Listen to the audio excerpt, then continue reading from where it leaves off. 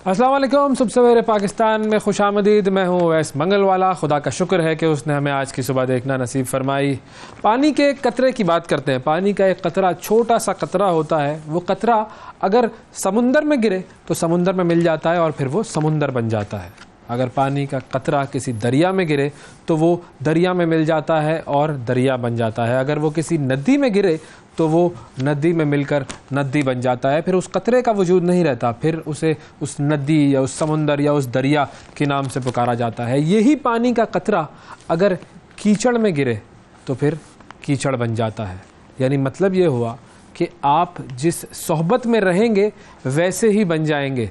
अगर आप अच्छे लोगों की सोहबत में रहेंगे तो अच्छे बनेंगे, नेक लोगों की सोहबत में रहेंगे, तरक्की करने वाले, तरक्की चाहने वाले, पढ़ने लिखने वाले, इल्म से मोहब्बत करने वाले, इंसानियत से मोहब्बत करने वाले लोगों की सोहबत में रहेंगे तो आप वैसे ही बन जाएंगे। और अगर आप इसके बिल्कुल मुतज़ाद लोगों की सोहबत में रहेंगे तो वही रंग आप पर भी चढ़ जाएगा, वही रंग आप पर भी गालिब आ जाएगा। इसीलिए अपनी सोहबत की फ़िक्र कीजिए कि आप किन लोगों के साथ रह रहे हैं, फिर देखिए कि आपकी ज़िंदगी क्या से क्या हो जाती है।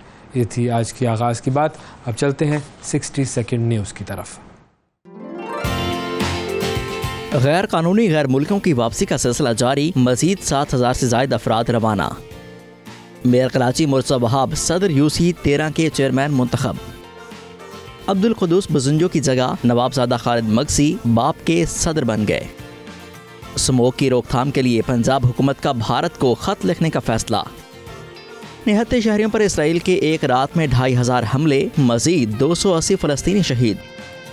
आलमी मुतालबात के बावजूद गजा में जंग बंदी नहीं होगी, नेतन्याहू की हठ धर्मी बरकरार। फ़लस्तीन में इसराइली बर्बरियत पर बाराक ओबामा और बर्नी सैंडर्स भी फट पड़े। उम्मत मुस्लिमा का फ़र्ज़ है कि इसराइली मज़ालिम के ख़िलाफ़ मुत्तहिद हो जाए। हमास सरबराह इस्माइल हनिया। वर्ल्ड कप में जनूबी अफ्रीका को 243 रन से शिकस्त देकर भारत ने मुसलसल 8वीं फतह हासिल कर ली। मुसलसल 8वीं फतह। जी, ये थी 60 सेकंड न्यूज़। आपको अंदाज़ा हो गया होगा कि दुनिया में क्या हो रहा है।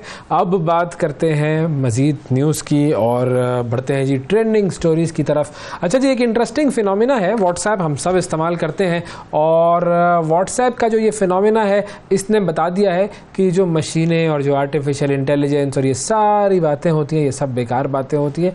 मशीनों के पीछे, आर्टिफिशियल इंटेलिजेंस के भी पीछे इंसान ही होते हैं जो कि डेटा फराहम करते हैं और फिर उस डेटा की बुनियाद पर वो मशीन आपके सामने रिजल्ट्स या जो भी चीज़ें आप उससे पूछते हैं वो लेकर आती है। तो अब इसको साबित कैसे किया? इसको साबित करने के लिए आप 2-3 चीज़ें कर लीजिए। एक तो वो चैट जीपीटी वाला मामला बड़ा मशहूर है कि अगर आप उस चैट जीपीटी पर जाएँ और उस पर लिखें कि क्या फ़लस्तीनियों को आज़ादी का हक़ है, तो उसमें लिखा हुआ आएगा कि जी फ़लस्तीनियों को आज़ादी का हक़ के मामला जो है वो बड़ा कॉम्प्लिकेटेड मामला है, उसके ऊपर बड़ी डिबेट है, फलाना निमकाना, और वो बड़ी लफाजी और बड़ी कहानी करेगा।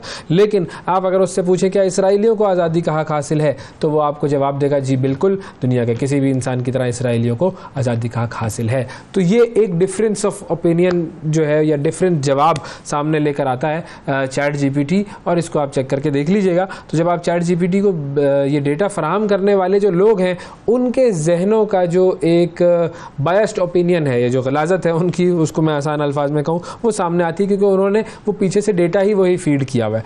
अब व्हाट्सएप के मामले पर भी एक बड़ी ज़बरदस्त चीज़ आई है जी, और इससे आपको पता लग जाएगा कि व्हाट्सएप भी किस तरीके से फ़लस्तीनियों और इसराइलियों के हवाले से गुमराह कुन प्रोपेगेंडा में मुलव्विस है। और अगर आप व्हाट्सएप पे जाकर लिखें फ़लस्तीन या फ़लस्तीनी चिल्ड्रन या पैलेस्टाइन चिल्ड्रन, तो जो चीज़ सामने आती है वो है एक बच्चा जिसने बंदूक उठाई हुई होगी। अब ये बेसिकली क्या बताना चाह रहे हैं? बताना ये चाह रहे हैं कि अगर आप फ़लस्तीनी बच्चों का इमेज, इस वक्त जो पूरी दुनिया के सामने जो इमेज है वो क्या है कि फ़लस्तीनी बच्चे शहीद किए जा रहे हैं। लेकिन अगर आप मुस्लिम बॉय पैलेस्टीनियन लिख के सर्च करेंगे, मुस्लिम बॉय पैलेस्टीनियन, तो वो क्या इमेज देगा कि वहाँ के बच्चे ने बंदूक उठाई है, वहाँ का बच्चा दहशतगर्द है और वहाँ का बच्चा इसराइल को ख़त्म करने की कोशिश कर रहा है। और ये चीज़ जो है वो आपके सामने व्हाट्सएप लेकर आएगा। अच्छा, और उसी के बिल्कुल बरक्स अगर आप लिखें व्हाट्सएप पर इसराइल बॉय, तो वो जो कार्टून्स आएगा वो आएंगे कि जी बच्चे फुटबॉल खेल रहे हैं, बच्चे पढ़ रहे हैं, जो नॉर्मल जो बच्चे हैं वो आपके सामने आ जाएंगे। तो इसराइल के बच्चे व्हाट्सएप के मुताबिक नॉर्मल बच्चे हैं, लेकिन अगर आप फ़लस्तीनी बच्चे सर्च करेंगे तो आपके सामने आएंगे वो बच्चे जो कि बंदूक उठाए हुए हैं। फिर उसके अलावा एआई की जो ड्राइंग्स हैं उसमें आप इसराइल आर्मी आप सर्च करें तो आपको क्या नज़र आएगा, वो फ़ौजी नज़र आएंगे जो कि मुस्कुरा रहे हैं, वो फ़ौजी नज़र आएंगे जो कि इबादत कर रहे हैं, कोई उसके अंदर गन्स नज़र नहीं आएंगी। तो ये सारी चीज़ें जो है उससे साबित ये होता है कि जो इस तरह की इमेजेस बनाने वाले लोग हैं और जो उनको कनेक्ट करने वाले लोग हैं, जो टैग से कनेक्ट करते हैं, जैसे मुस्लिम बॉय पैलेस्टीनियन आप लिखेंगे तो उसकी फ़ोटोग्राफ जो है वो एक बच्चे की आएगी जो कि जिसने गन उठाई हुई है। वो जो लोग ये सारा काम कर रहे हैं, ये सारी जो टेक्नोलॉजी बना रहे हैं और सारा डेटा बना रहे हैं, तो ये भी सब वो लोग हैं कि जो कि बायस्ड लोग हैं, जानिबदार लोग हैं। इन लोगों के दिलों में, जहनों में इसराइल की एक यूँ कहिए कि मोहब्बत है मौजूद और फ़लस्तीन से और फ़लस्तीनियों से नफ़रत मौजूद है। तो ये इस तरह की चीज़ें जो है वो बड़ी अहम है कि जब आप देखें, सर्च करें इंटरनेट पर, सोशल मीडिया पर, तो आपको अंदाज़ा हो जाता है कि ये पूरा जो मामला है ये कहाँ पर जा रहा है। और इसके अलावा एक और भी मामला है और वो मामला जो है वो भी आपको नज़र आएगा, वो भी हमारे मुख्तलिफ रिसर्चेस में सामने आ जाता है। इसराइल आर्मी और इसराइल डिफेंस फोर्सेस जो हैं, जब आप सर्च करते हैं तो आपको नज़र आता है कि जी वो जो लोग हैं, जो फ़ौजी हैं, वो सारे मुस्कुरा रहे हैं। और अगर आप जो है वो बच्चों की जो है वो इमेजेस ढूंढें तो आपको इसराइली बच्चे हाथ में परचम उठाए जो है वो नज़र आएंगे कि वो खेल रहे हैं, कूद रहे हैं। और ये सारी चीज़ें आपको व्हाट्सएप पर मिल जाएंगी, आप अपने व्हाट्सएप को देखें, चेक करें और आपको पता लग जाएगा। ये चीज़ें हैं जो कि वेस्ट कर रहा है। और हम ज़ाहिर है हमने चूँकि ना व्हाट्सएप बनाया, ना फेसबुक बनाया, ना कोई आर्टिफिशियल इंटेलिजेंस बनाई है मुसलमानों ने। हम किन कामों में लगे हुए हैं? हम लगे हुए हैं वो शकीरा का कॉन्सर्ट कराने में, हम लगे हुए हैं वो IPL में इन्वेस्टमेंट्स करने में, हम लगे हुए हैं फुटबॉल वर्ल्ड कप करने में, और हम लगे हुए हैं हैलोवीन मनाने में। ये सारे काम हम कर लेंगे, फिर उसके बाद हम सोचेंगे कि भाई हमने मज़ीद क्या करना है, हम कोई ढंग का काम भी शायद जो है वो कर लें। अच्छा, कनाडा में एक मुज़ाहरा हुआ जी, कनाडा में एक मुज़ाहरा हुआ और ये मुज़ाहरा बुनियादी तौर पर क्या था कि इस मुज़ाहरे में इसराइल के लिए जो जुमले इस्तेमाल किए गए वो तंज़िया जुमले थे। आप करते हैं जब मुज़ाहरा, उस मुज़ाहरे के अंदर बुनियादी तौर पर या तो आप तकरीर कर रहे होते हैं, नारे लगा रहे होते हैं, इस तरह की सारी चीज़ें जो हैं वो तो होती हैं, लेकिन एक ऐसा मुज़ाहरा जिसके अंदर तंज़ का इस्तेमाल किया गया, वो मुज़ाहरा जो है वो हमारे सामने आया है। इन आवाज़ों के दरमियान एक शख्स आता है जो कहता है कि जी किल मोर चिल्ड्रन, किल मोर चिल्ड्रन। ये मॉन्ट्रियल की मैकगिल यूनिवर्सिटी में इसराइल नवाज़ एहतजाज था, जिसमें इसराइल की सब लोग तारीफ़ें कर रहे थे, इसराइल की तरफदारी कर रहे थे और इसराइल को बता रहे थे कि इसराइल जो है वो कितना नेक मुल्क है। और उसमें ये एक साहब हैं जिनका नाम है US एंगलर। ये बेसिकली 2 नवंबर को ये मुज़ाहरा हुआ था और उसमें वो सामने आते हैं और उन्होंने लोगों की तवज्जो इस तरफ दिलाने के लिए कि भाई इसराइल किस तरीके से बच्चों का कत्लेआम कर रहा है, तो उसने कहा कि जी आप असल में ये नारे लगाइए कि किल मोर चिल्ड्रन, किल मोर चिल्ड्रन, फ़लस्तीनी बच्चों को मार दें। 4000 बच्चे जो मर गए हैं वो काफ़ी नहीं हैं और आपको मज़ीद बच्चे मारने चाहिए। ये बेसिकली उस तंज़ का उन्होंने जो है वो मुज़ाहरा किया वहाँ पर, ताकि लोगों की थोड़ी सी गैरत जगाई जा सके। और ज़ाहिर है गैरत तो खैर क्या जागनी, जो इसराइल नवाज़ हैं, जो इसराइल की पॉलिसीज़ की तरफदारी करते हैं, उन्हें लगता है कि ये इसराइल के सारे मामलात सही हैं, तो बस फिर वो तो चाहेंगे कि ये इसराइल की ही तरफ सारी दुनिया हो और जो जुल्म और बर्बरियत जारी है वो जारी रहे। लेकिन इसके अलावा सारी दुनिया में मुज़ाहरे जारी हैं, मुज़ाहरे हो रहे हैं और मुज़ाहरों में ज़ाहिर है सारे जो इसराइल से मुतालबा कर रहे हैं वो सिर्फ़ एक मुतालबा है कि जंग बंदी हो, फ़ौरन जंग बंदी होनी चाहिए। बरतानिया में, Canada, New Zealand, Türkiye, Lebanon, Yemen, Indonesia समेत दुनिया भर में मुज़ाहिरीन ने आलमी सतह पर गज़ा में जारी जो इसराइली मज़ालिम हैं उनके ख़िलाफ़ शदीद नारेबाजी की है और इंडोनेशिया का शहर है जकार्ता। वहाँ पर बड़ी तादाद में लोग फ़लस्तीन के साथ इज़हार यकजहती करते हुए सड़कों पर निकल आए। तकरीबन कोई 2 मिलियन अफराद इस मुजाहरे में शरीक हुए थे। 20 लाख लोग थे इस मुजाहरे में। अच्छा, हमारे यहाँ भी जो मुजाहरे हो रहे हैं, ज़ाहिर लाखों लोग तो खैर मुझे अंदाज़ा नहीं है कि इन मुजाहरों में शामिल हो रहे हैं या नहीं, लेकिन हज़ारों तो ज़ाहिर बिल्कुल हैं। लेकिन ये जो दूसरे ममालिक के मुजाहरों की फ़ुटेज आती है, ख़ासतौर पर लंदन की एक फ़ुटेज आई थी, वो देखें आप, या ये अभी जो जकार्ता की फ़ुटेज आई है, इसमें आपको अंदाज़ा होता है कि कितने लोग इस वक्त, उनके दिलों से सिर्फ़ और सिर्फ यही आवाज़ निकल रही है कि फ़लस्तीन एक ज़ालिम रियासत है और इस ज़ालिम रियासत को फ़लस्तीनियों पर अपने जो मज़ालिम हैं वो बंद करने चाहिए। 20 लाख अफराद। चैड के नाम से एक छोटा सा मुल्क है, उसने भी इसराइल से अपने सिफारती ताल्लुकात मुनक़ता करनी है। तो जो गैरत वाले लोग होते हैं या जो गैरतमंद ममालिक होते हैं वो ये काम कर रहे होते हैं। दूसरी तरफ जो मैं आपसे कह रहा था ना, हम क्या करवा रहे हैं, शकीरा चलवा रहे हैं भाई। हमसे मतलब ये कि सऊदी अरब जिसके बारे में ज़ाहिर है हमारी सबकी एक, वो जो सऊदी अरब की सरज़मीन पर चूँकि मक्कतुल मुकर्रमा मौजूद है, मदीनतुल मुनव्वरा मौजूद है, हमारी जो रिस्पेक्ट है वो हमेशा उन 2 शहरों के लिए रहेगी, वो ज़रूरी है। लेकिन सऊदी अरब में हो क्या रहा है? रियाद सीज़न 2023 इफ्तिताही तकरीब हुई और वहाँ पर शकीरा का ज़बरदस्त कॉन्सर्ट हुआ। शानदार कारकर्दगी थी भाई। शकीरा ने वहाँ पर रक़्स किया भी, करवाया भी, और बड़े लोग नाचे, बड़े लोगों ने एंजॉय किया। सामीन जो हैं वो बड़े पुरजोश थे। मौसीकी की बात हो रही है, सकाफ़त की बात हो रही है कि वाह वाह वाह वाह, क्या ज़बरदस्त हमने जो है वो सऊदी अरब को उस रास्ते पर डाल दिया है कि अब यहाँ पर ज़बरदस्त कॉन्सर्ट्स होंगे, यहाँ पर रक़्स व सुरूर होगा और यहाँ पर लोग इंजॉय करेंगे। और लोगों का जोश था बड़ा ज़बरदस्त, लोगों ने बड़ा एंजॉय किया। ये जश्न ही था और बड़े लोग कह रहे हैं कि देखो जश्न ने लोगों को कितना एक जो है वो एंजॉय किया लोगों ने, और कैसे लोग जो है वो यकजा हुए और वो भूल गए कि वो क्या हैं और कौन है, और उन्होंने सिर्फ़ और सिर्फ एंजॉय किया। और ये देखें, ये है मौसीकी की ताकत।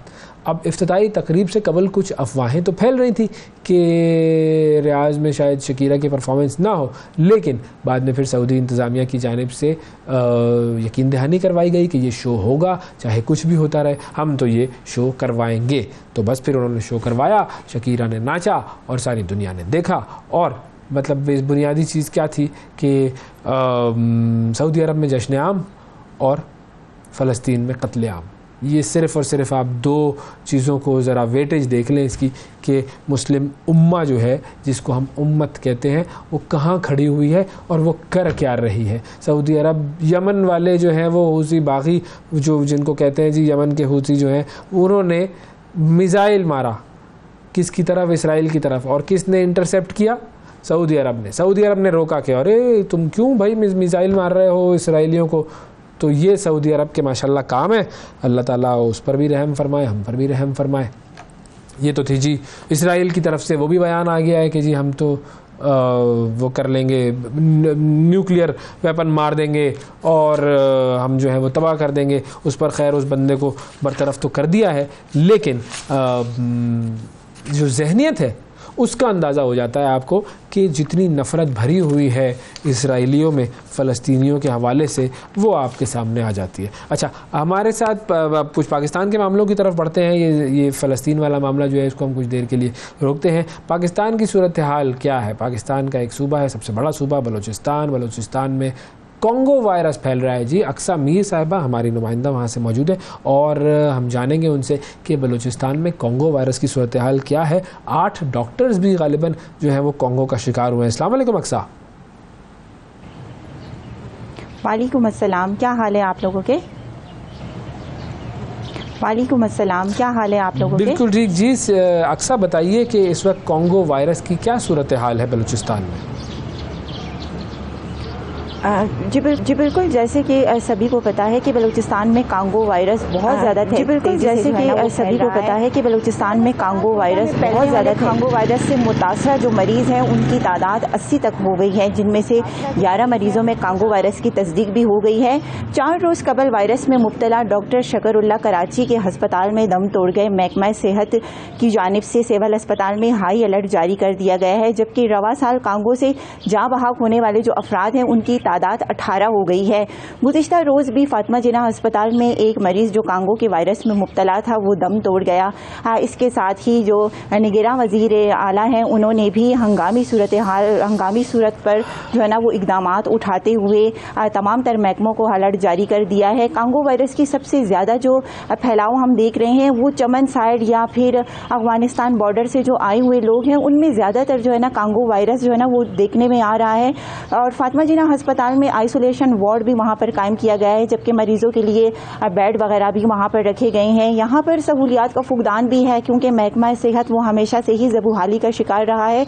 तो कांगो वायरस जैसे जो मर्ज़ में मुब्तला मरीज़ हैं उनके लिए यहाँ पर सहूलियात फराम ना होने की वजह से अब आप देखिए कि सिविल अस्पताल में 5 डॉक्टर समेत जो 11 वहाँ पर काम करने वाला हमला था, जिनमें जो पैरामेडिक स्टाफ थे वो भी वहाँ पर मुतासिर हुए हैं, जिसके बाद ही सिविल अस्पताल को मुकम्मल तौर पर सील कर दिया गया है। वहाँ पर जो मरीज़ों के साथ आने वाले उनके लोग थे उन्हें भी कहा है कि बस वो सिर्फ मरीज़ों के साथ एक ही अफराद यहाँ पर उनके रहने की इजाज़त होगी।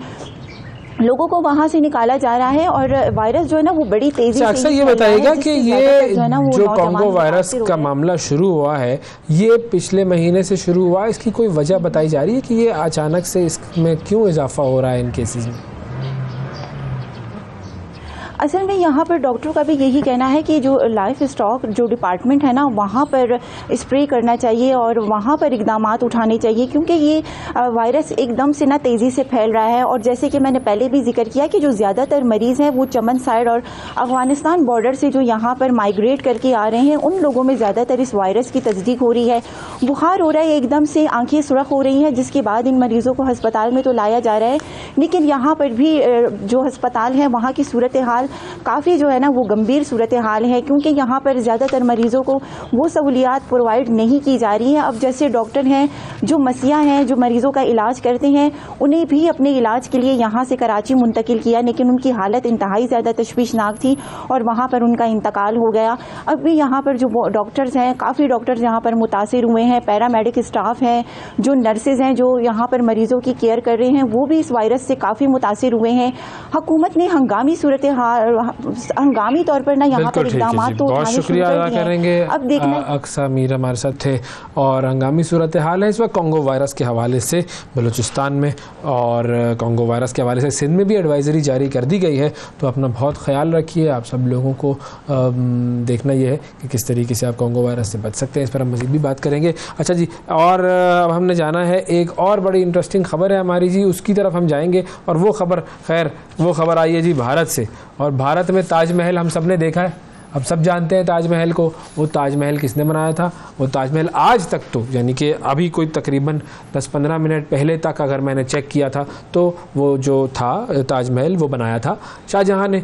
अब मामला क्या हुआ है कि भारतीय दारुल हुकूमत न्यू दिल्ली की अदालत जो है वहाँ पर हाई कोर्ट में एक दरख्वास्त दायर की गई है और ये दरख्वास्त जो है वो कहती है कि ये जो ताजमहल है ये मुग़लों ने तामीर नहीं किया था बल्कि किसी और ने बनाया था। जी, ये सब आपके लिए भी एक ऐसी मालूमात होंगी जो कि आप सब हैरान होंगे कि भारत के हाई कोर्ट में, दिल्ली के हाई कोर्ट में ये केस आया है कि जिसमें दावा किया गया है कि ताजमहल मुग़लों ने तामीर नहीं किया था। ये एक सख्तगीर हिंदू तंजीम है, हिंदू सेना, उसके सदर हैं जी सरजीत सिंह यादव, उनकी तरफ से दायर की गई है दरख्वास्त और उसमें इस्तदा की गई है कि अदालत भारतीय हुकूमत को हिदायत करे कि वो ताजमहल से मुताल्लिक तारीख़ी हक़ाइक़ को दुरुस्त करके दोबारा तारीख़ी किताबें शाया करें। और अदालत ने इस दरख्वास्त को रद्द या फिर समाअत के लिए मंजूर करने का फ़िलहाल कोई फ़ैसला तो नहीं किया है, लेकिन दरख्वास्त में दावा यह किया गया है कि ताजमहल असल में राजा मान सिंह जो है उसका महल था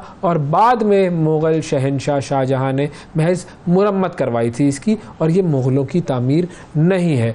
तो ये बेसिकली तारीख़ के साथ जिस तरह खिलवाड़ किया जा रहा है उसका मुज़ाहरा हम पहले भी देख चुके हैं कि भारत में किस तरीके से शहरों के नामों को मुस्लिम जो नाम थे उनको ख़त्म किया जा रहा है और एक बेसिकली एक एक्सट्रीमिस्ट हिंदुत्वा रियासत बनाई जा रही है। उसकी ही ये मिसाल है कि अब तमाम लोगों को ये भी बताया जाएगा कि ताजमहल शाहजहां ने नहीं बल्कि मान सिंह का वो महल था और शाहजहाँ ने तो सिर्फ उसकी मुरम्मत करवाई थी। बहरहाल तारीख़ जो है वो इसी तरीके से आहिस्ता आहिस्ता आज नहीं तो 100 साल बाद तब्दील कर ही देंगे, क्योंकि अगर आपकी जहनीत में है कि आपने तारीख़ तब्दील करनी है तो वो हो जाएगी। बहरहाल जी एक छोटा सा वक्फ़ा लेते हैं, वक्फ़े के बाद दोबारा जब हम हाजिर होंगे तो बात करेंगे क्रिकेट की। और क्रिकेट में आपको पता है कि क्या हुआ है जी, इंडिया ने साउथ अफ्रीका को भी पछाड़ दिया, बिल्कुल ख़त्म कर दिया। इंडिया जो है वो इस वक्त इतना टॉप पर चल रहा है और इतना आगे जा रहा है कि यूँ लगता है कि बस वर्ल्ड कप इंडिया को दे देना चाहिए कि सर आप ले लीजिए, आपने प्रूव कर दिया है। इस वक्त आप प्रूव कर चुके हैं,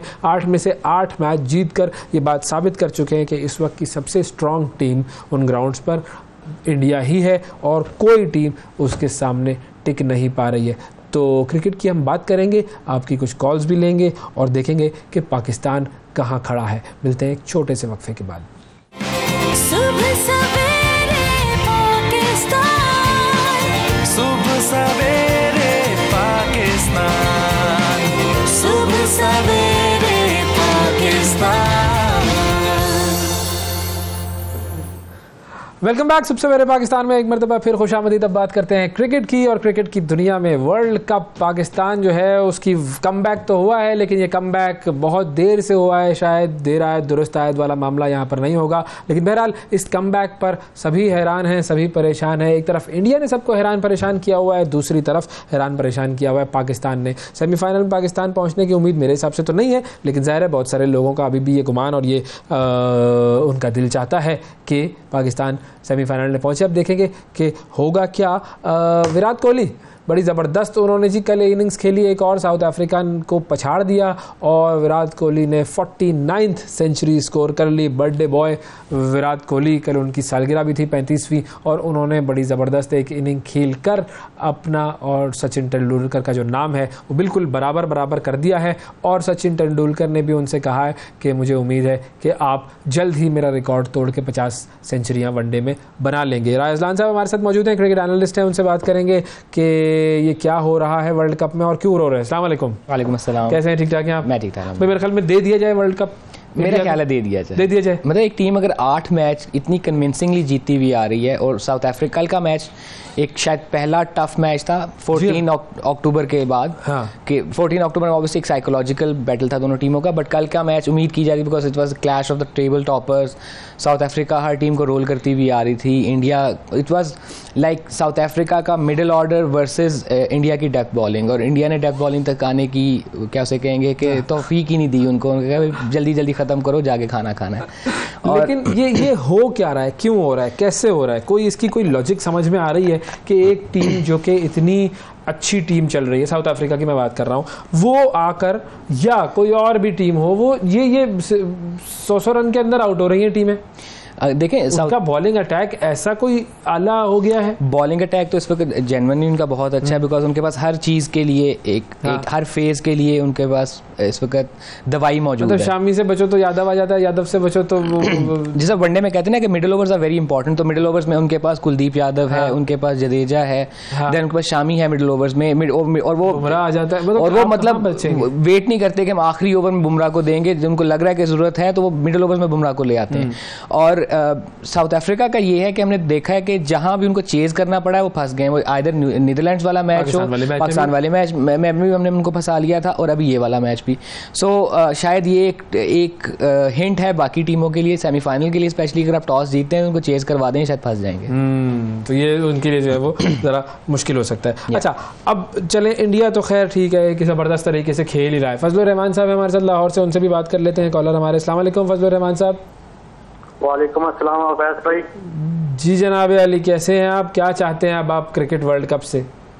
अवैस भाई, मैं सबसे पहले ये कहना चाहता हूँ कि हमें एक चेंजिंग लाजमी करनी चाहिए। हारिस रऊफ की जगह हमें कोई अच्छा कोई फास्ट बॉलर रखना चाहिए, जैसे जमान खान है। इसके अलावा अगर कोई और हमारे पास कोई फास्ट बॉलर है अच्छा, उसको टीम में लाजमी रखना चाहिए। कब रखना चाहिए? वर्ल्ड कप के अंदर या वर्ल्ड कप के बाद की बात कर रहे हैं आप? ये सर वर्ल्ड कप के अंदर या वर्ल्ड कप के बाद की बात कर रहे हैं? सर वर्ल्ड कप के बाद मैं सर ये मेरा माइंडसेट कहता है कि हमें मुकम्मल टीम जो है ना अच्छी करनी चाहिए टीम। जैसे हमारे पास सिर्फ इस वक्त जो टीम है, मौजूदा टीम में जो प्लेयर हैं, शहनशाह अफरीदी, अब्दुल्ला शफीक और बाबर आजम, बाकी इसके अलावा हमें पूरी टीम चेंज करनी चाहिए। आप बात कर रहे हैं रिजवान को भी बदल दें, फखर को भी बदल दें। साहब ने कहा था कि मुझे चेंजिंग बाबर आजम ने नहीं करनी थी। हमारे देख लें इंडिया के देख लें, सीधी आपके सामने मिसाल है, उनका विकेट कीपर देखें कितना अच्छा हाइट वाला अच्छा प्लेयर है। हमें पूरी टीम तो हमारा रिजवान क्या अच्छा खिलाड़ी नहीं है? हाइट कम है, कितने कोच आए, कितने बड़े बड़े नाम आए, लेकिन टीम चेंज नहीं कर सके। कोई माफिया अंदर ऐसा बैठा हुआ है, तो माफिया बैठा हुआ है अंदर। हाँ, उनको बाहर निकाल देते जो आपके सामने हमारे। ये माफिया ऐसा है कि इसे कौम से माफिया मांगनी पड़ेगी जी। बहुत शुक्रिया अदा करेंगे जी। हमारे साथ फजलुर रहमान साहब थे। पाकिस्तान पर आते हैं भाई। ये फजलुर रहमान साहब के जज्बात आपने सुन लिए। अच्छा, अब एक जज्बात फ़खर जमान ने भी दिखाए, और वो क्या कमाल जज्बात दिखाए। ये कमबैक कैसे हो गया?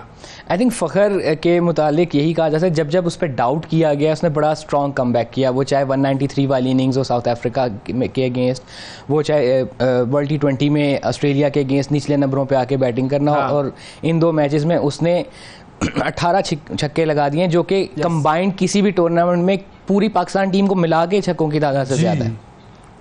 और वो एग्रेसिव प्लेयर तो है, लेकिन he is not known as a 6 hitter as such. लेकिन उसने बहुत अच्छे तरीके से वो एक एक्स फैक्टर था। मतलब जब बात हो रही थी नेक्स्ट लेवल पर पहुंच गया है, मतलब जब बात हो रही थी कि फॉर्म नहीं लगी हुई क्या करें, तो उस वक्त भी यही कहा जा रहा था कि इसका ऑर्डर शायद चेंज करके देख लें कि वो नई बॉल से स्ट्रगल कर रहा है, वो ओल्ड बॉल को मार लेगा। हमने ये मिस्टेक की कि उसको नहीं इन किया, फॉर्म में इतना नहीं था, या वो फॉर्म में नहीं था, प्लस उसके नी की इंजरी थी जो कि वो आई थिंक एक अरसे से कैरी करता हुआ आ रहा था, एंड शायद वही वजह थी जो उसके फॉर्म को भी इफेक्ट कर रही थी। अब जब वो रिकवर करके आया and he has played 2 brilliant innings, और ये वाली तो खैर वर्ल्ड कप की तारीख की जो अच्छी इनिंग्स होंगी उनमें शुमार की जाएगी। लाइक 63 बॉल्स पे आपने 100 कर दिया, आप 400 चेज करने जा रहे हैं, और नजर आ रहा है कि पाकिस्तान कर सकता है ये chase. 2 matches but too late. 2 matches too late, वही है ना कि वो एक महबूब की वापसी तब हुई जब महबूबा की शादी भी हो गई, बच्चे भी हो गए, और वो कह रहा है ये क्या हुआ है। तो फिर कुछ नहीं हो सकता, कुछ नहीं हो सकता, वाला ये मामला हो नहीं सकता कि ये शादी नहीं हो सकती। अब न्यूजीलैंड, पाकिस्तान और श्रीलंका की और इंग्लैंड के मैच की जो इक्वेशन है वो ये कि अगर वो उस इक्वेशन पर हम बात करते हैं जरा, ताकि लोगों को जरा सही तरीके से समझ में भी आए। हमारे साथ एक और कॉलर है जी, मोहम्मद अली। अस्सलाम वालेकुम। वालेकुम सलाम मोहतरम, क्या हाल है? खैरियत से आप? ठीक है। हमारा हाल तो ठीक है, आप बताएं। सर हमारा हाल आपकी तरह ही है। देखे टीम में अब जब इमाम उल हक नहीं चल रहा था, एक मैच में चेक किया, दूसरे में चेक किया, फिर फखर जमान को क्या जरूरत थी बिठाने की? हाँ, यही तो खामी है ना, ये सिफारश पे लोग होते हैं। पता है पाकिस्तान में क्या चल रहा है? क्या चल रहा है? हकीकत सर, जब पता है कि एक बंदा है, आप एक मैच में चेक किया, दूसरे में किया, तीसरे में आप देखें ना, चलो उससे आप फखर जमान को बिठाने की जरूरत ही नहीं थी। उसकी इंजरी थी ना, इंजरी पे तो बैठ जाता है, बिठाने की जरूरत नहीं। अच्छा, अब आपको क्या लगता है कि वो सेमीफाइनल में पहुंचने की कोई उम्मीद है आपको? सर हम तो दुआ ही कर सकते हैं। एक मैं आपको मिसाल दूं जी, अगर आप प्लीज ऐसी देना। जी बताएं। एक साहब के पास है मैनेजर, हाँ, तो 2 भाई थे, आपस में उनका झगड़ा था। हाँ, एक भाई ने कहा मैं आपकी लातें तो टांगे तुड़वा दूंगा। हाँ, तो वो मैनेजर क्या साहब के पास है, वो आपका भाई तो इस तरह कह रहे हैं, फिर मेरा क्या होगा? हाँ, उसने कहा मैं दुआ ही कर सकता हूँ। उसने कहा दुआ कर सकते हो तो फिर मैं घर क्यों ना चला जाऊँ? सही बात है, अगर दुआ ही करनी है तो फिर हम घर ही चले जाएं भाई, और क्या भाई, गेम भी होता है, दुआ तो ठीक है होनी चाहिए जाहिर है, लेकिन दुआ पर हमारा ईमान है, लेकिन गेम भी उसके साथ होना चाहिए। एक और कॉलर है जी हमारे साथ, शब्बीर साहब। अस्सलाम वालेकुम शब्बीर साहब। चले जी, कॉल ड्रॉप हो गई। अच्छा, अब ये जो दुआएं हैं, लेकिन इक्वेशन क्या है? इक्वेशन ये है कि हमने न्यूजीलैंड को एक अच्छे तरीके से हरा के थोड़ा सा नेट रन रेट अपने हक में, लेकिन अभी भी हैं हम 5वें नंबर पर ही। Mathematically still there is a chance, but लेकिन वो चांस इस तरह से है कि अगर न्यूजीलैंड 1 रन से श्रीलंका को हराता है तो हमें 130 के मार्जिन से इंग्लैंड को हराना होगा। सो ऑब्वियसली जब वो मार्जिन बढ़ता जाएगा तो ये वाला मार्जिन भी बढ़ता जाएगा, तो बढ़ता गया, फिर दुआएं यही की जा सकती हैं कि किसी तरीके से या तो बारिश हो जाए या को श्रीलंका के मोजे हो जाए। हाँ, अगर बारिश हो गई, बारिश का वैसे चांस तो है, लेकिन कोई भरोसा नहीं है बारिश। देखें हमारे मैच में भी हुई तो है, और वहाँ का मौसम मौसम इस तरह होता है कि हमेशा बेंगलुरु में तो खैर बारिश के मामला होते ही हैं, लेकिन हम ये जो अगर मगर वाले खेल पर भरोसा करके चल रहे हैं, इससे हम बाहर निकल नहीं सकते मेरा ख्याल है।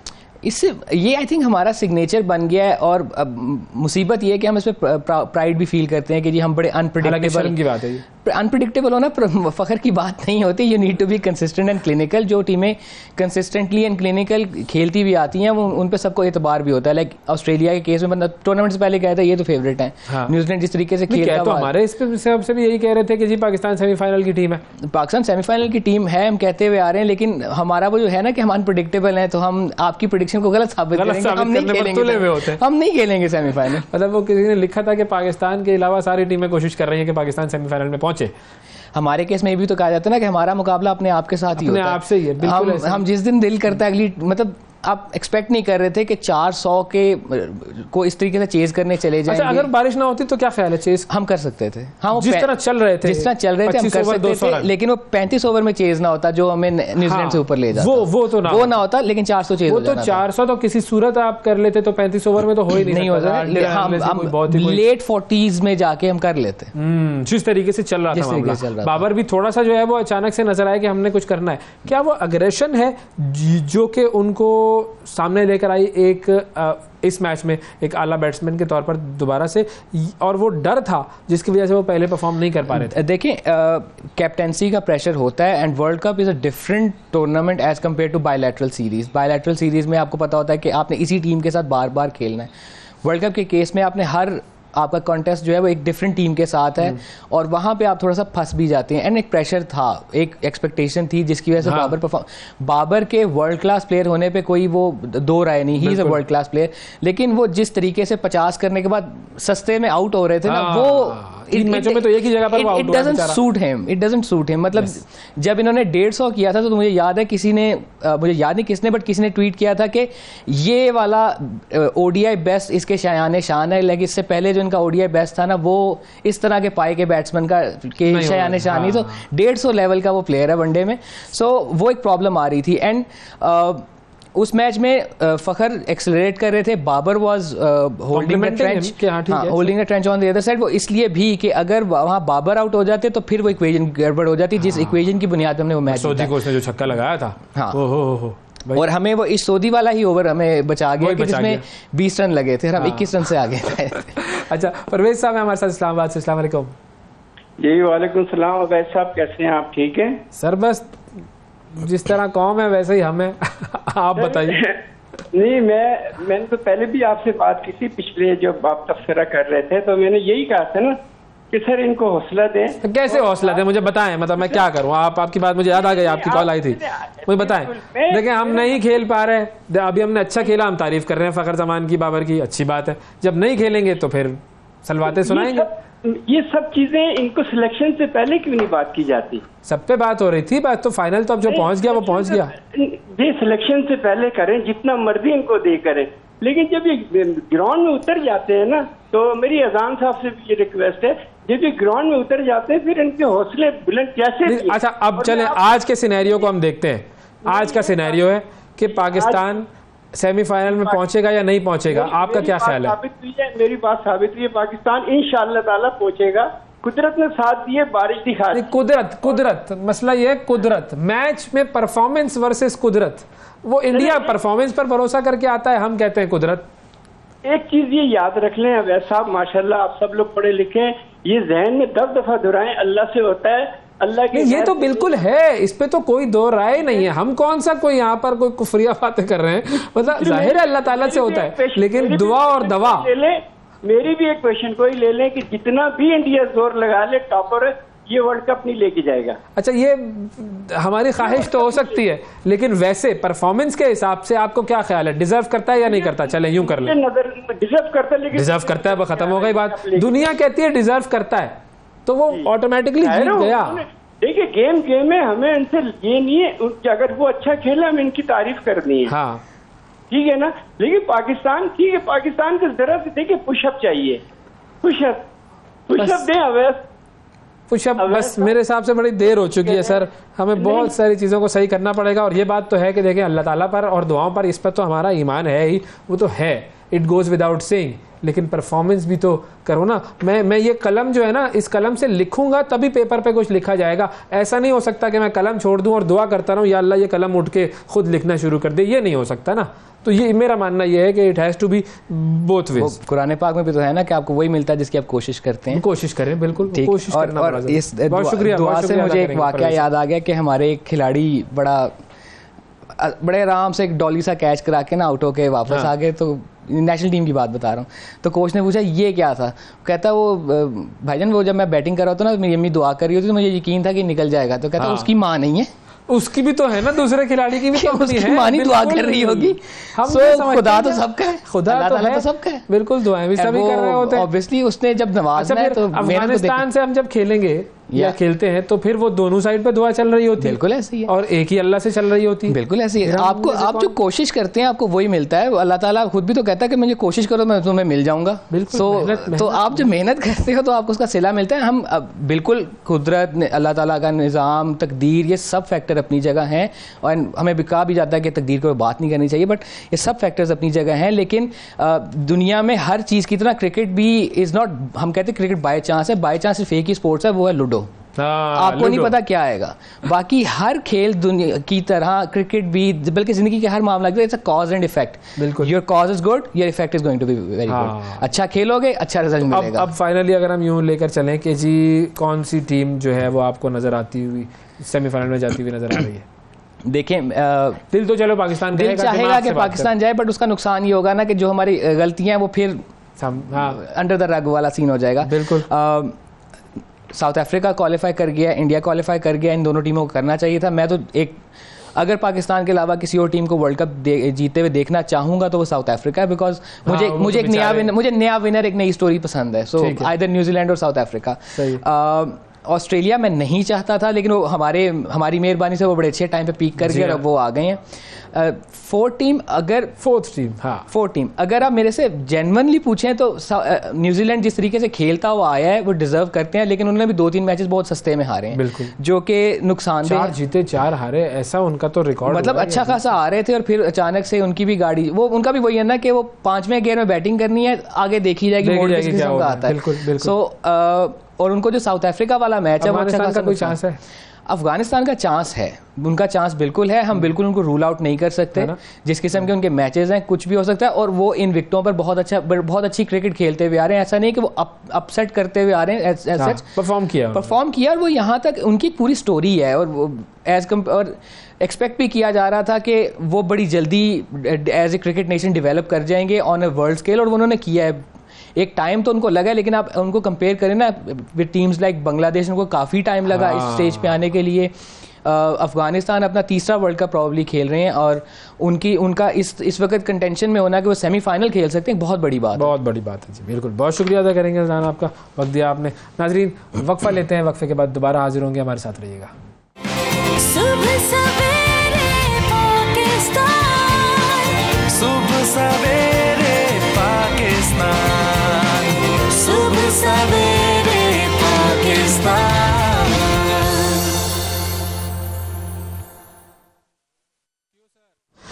वेलकम बैक जी। सबसे सवेरे पाकिस्तान में एक मरतबा फिर खुशामदीद। बिल्कुल आराम से मैं बैठा हुआ था, जैसे कि पाकिस्तान की टीम आराम से बैठी हुई है। बहरहाल पाकिस्तान की टीम उठ चुकी है, मैं भी उठ चुका हूं, और अब बात करेंगे हम एक बड़े ज़बरदस्त आर्टिस्ट हैं, और वो आर्टिस्ट जो हैं वो कमाल करते हैं। वो क्या कमाल करते हैं वो आपको कुछ देर में नज़र आ जाएगा।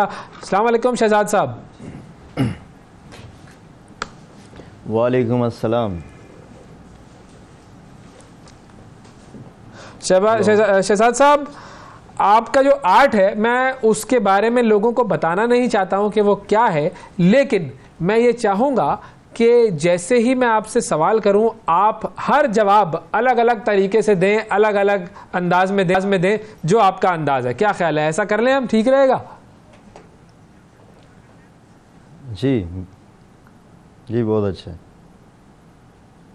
चलें जी, शुरू करते हैं जी, फिर बात करते हैं जी। हमारे साथ मौजूद हैं जी मोहम्मद शहजाद साहब। अस्सलाम वालेकुम शहजाद साहब, कैसे हैं आप? वालेकुम अस्सलाम, मैं एकदम अच्छा हूं सर, आप बताएं कैसे हैं? तो ये बताइए, ये मिमिक्री जो है आपने आगाज़ कैसे किया इसका? ये बस अपने गली मोहल्लों में एक शुगल मजाक होता था, ठीक है, तो वहाँ से फिर किसी की भी कॉपी करना, हाँ, आवाज़ पिक करता और थोड़ा थोड़ा चलते रहते। तो फिर ये मैंने देखा कि ये बहुत अच्छा काम है, तो इसको क्यों ना आगे कंटिन्यू करते रहें। अच्छा, तो आप किस किस की मिमिक्री करते हैं? कोई ज़रा नमूना अगर हमें दिखा सके।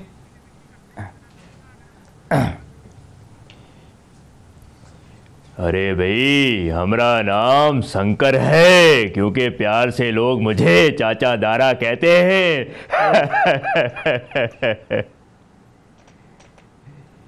अरे भाई, क्योंकि दिल जलों की कोई प्रेम कहानी नहीं होती और सरकार हमें आतंकवादी कहती है। अच्छा है, आ गए मेरी मौत का तमाशा देखने। और किस आर्टिस्ट की, आर्टिस्टों की लाइन लगा दे। मैं यहाँ पर बैठा हूँ। अरे कैसी बातें कर रहे हो, मुझे तो सब कुछ आता है, लेकिन आप पूछेंगे तो मैं एक एक करके करता रहूँगा बस। वाह वाह वाह। अच्छा ये बताएं, ये भारतीय जो आर्टिस्ट हैं उसमें नए नए जो हीरोज हैं उनकी भी आप पैरोडी करते हैं, उनकी भी मिमिक्री करते हैं? नहीं, फिलहाल काम जारी है उनके ऊपर भी। फिलहाल तो ये जो थोड़ा सा मैं करता हूँ। तो आप क्रिकेट के हवाले से सवाल पूछें तो मैं फिर आपको फनी सवाल। तो ये मिमिक्री की कैसे जाती है, किस तरह? मैं आता हूँ उसकी तरफ। मुझे बताइए कि किस तरह ये आवाज़ बनाई कैसे जाती है, ये ट्रिक क्या है, तरीका कार क्या होता है, ज़रा ये थोड़ा समझाएं। ये कोई तरीके कार नहीं होता, बस मुझे खुद नहीं पता चलता कि मैं क्या कह रहा हूँ बाज़ औक़ात, तो इसी तरह ही है।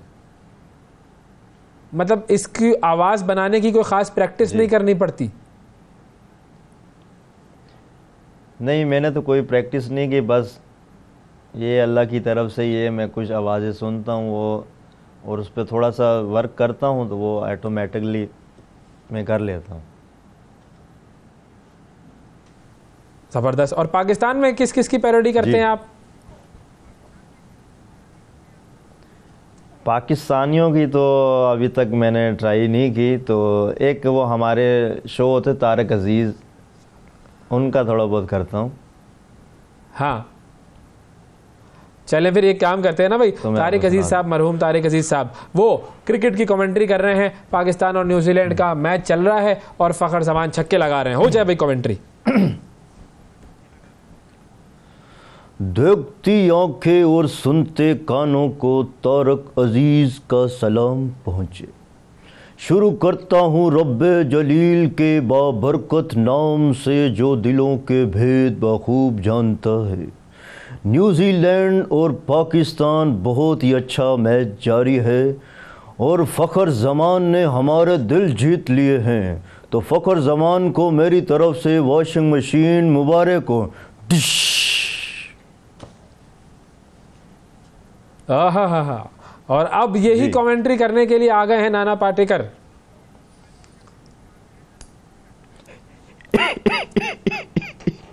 अच्छा है, अरे क्या लगा रखा है? जब बैटिंग चलती है तो बॉलिंग नहीं चलती, जब बॉलिंग चलती है तो बैटिंग नहीं चलती, जब ये दोनों चलते हैं तो फिर फील्डिंग नहीं चलती, जब ये तीनों चलते हैं फिर बारिश आ जाती है, फिर बारिश आ जाती है तो अंपायर धोखा दे देता है। फिर ये मेरा भाई कहता है जब बारिश आती है तो पानी आता है, जब ज़्यादा बारिश आती है तो ज़्यादा पानी आता है। ये क्या लगा रखा है हमारे साथ? अच्छा है भाई, वाह वाह वाह वाह, ज़बरदस्त, बहुत आला बहुत आला। अच्छा, वो ऋतिक रोशन की भी आवाज़ आप निकालते हैं?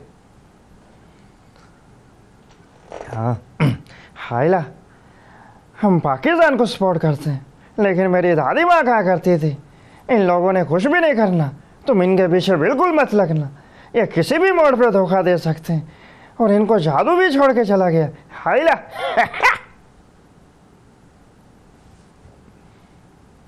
भाई वाह वाह वाह वाह, क्या बात है, बड़ा ज़बरदस्त टैलेंट है। अच्छा, इस फील्ड में आपके कोई उस्ताद हैं या आप माशाल्लाह से वो जो आप कह रहे हैं कि जी गॉड गिफ्टेड टैलेंट है, तो अब किसी से सीखते हैं, कुछ बढ़ा रहे हैं आगे बात, या अभी भी खुद ही सारा सिलसिला चल रहा है? नहीं, मैं सीखता तो किसी से ही नहीं हूँ, खुद ही सारा सिलसिला अभी कर रहा हूँ। तो ठीक है जी, जबरदस्त, बहुत शुक्रिया, बहुत ज़बरदस्त आपने जो है वो मिमिक्री की हमारे प्रोग्राम में।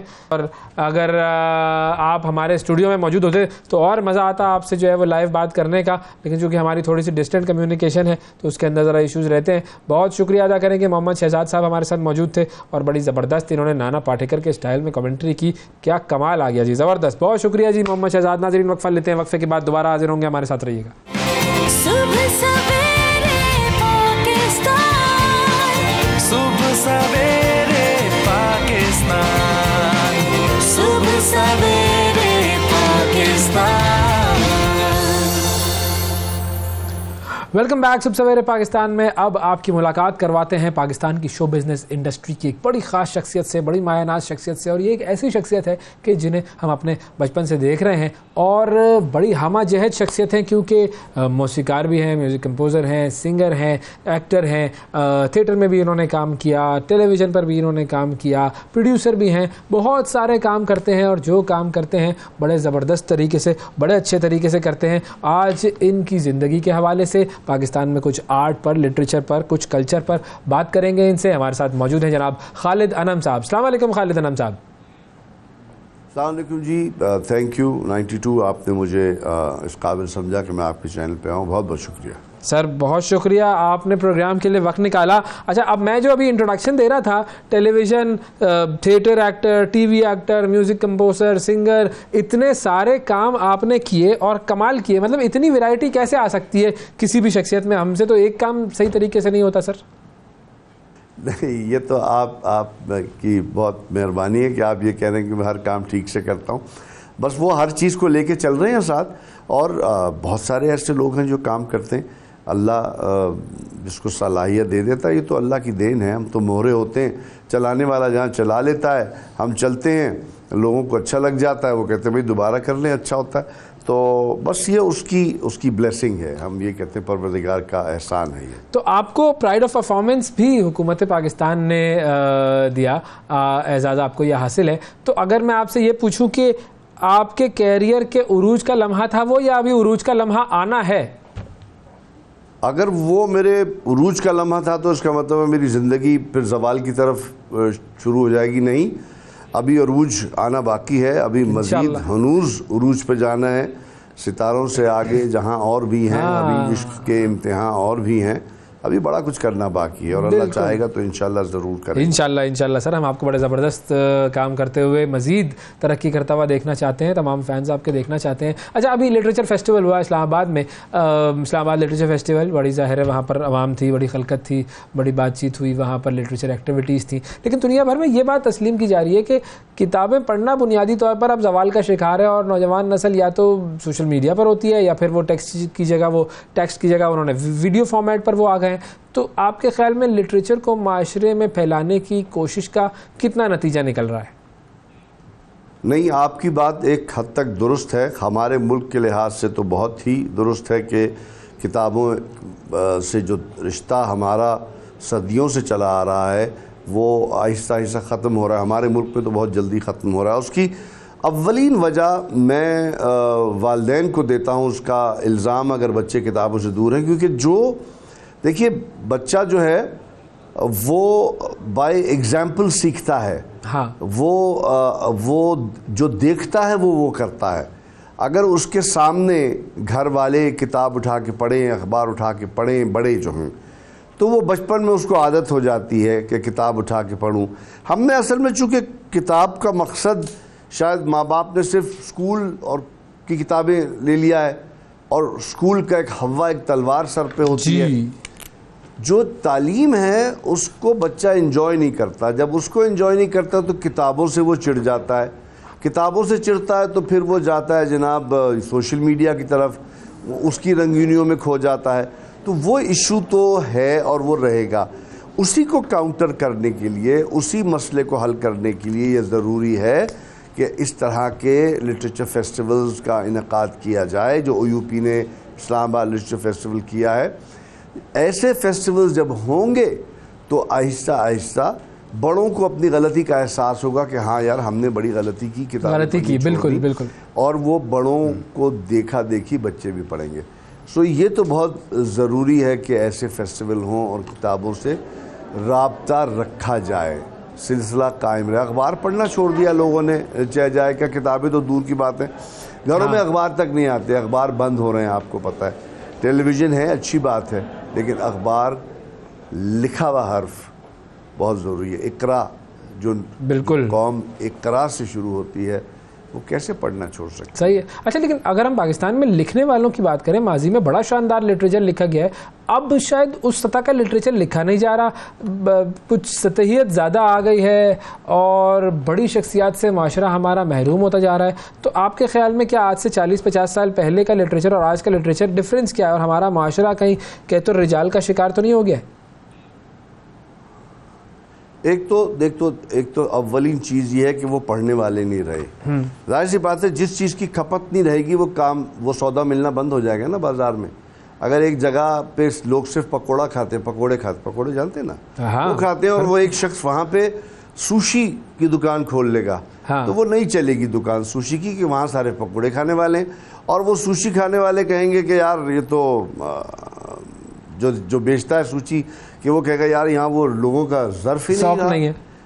पहले ये देखना होता है, फसल जब होती है ना, एक फसल रबी और ख़रीफ की फसल जब होती है, उसके बीच में एक पीरियड आता है जिसको लल पीरियड कहते हैं, जिसमें ज़मीन तैयार की जाती है। सो अब मेरे नज़दीक अभी ज़मीन तैयारी का वक्त है, कुछ साल गुजरेंगे, वो ज़माना था, लोग लिखते थे, लोग पढ़ते थे। अभी आप बहुत इसको आसानी से कैलकुलेट कर सकते हैं, आप ये पता कर सकते हैं, यही पता कर लें कि कौन कौन से घरों में कौन कौन सी किताबें ली जाती हैं, कौन सी किताबें पढ़ी जाती हैं। आपको पता चलेगा वो कह रहे हैं हम किताबें नहीं पढ़ते, बस वो टीवी देख लेते हैं, और किताबें नहीं पढ़ते और टीवी देख लेते हैं।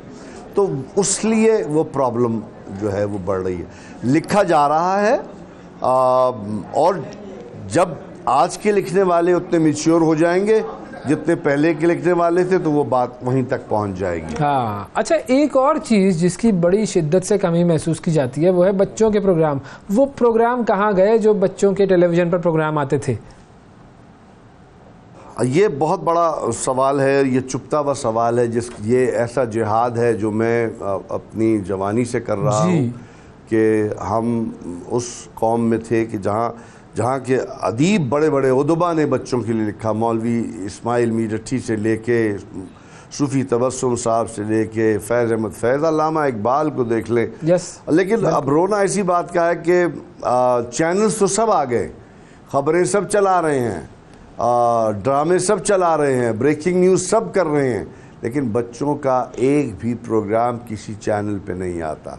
तो ये तो मुझे लगता है जानबूझ के दुश्मनी की जा रही है।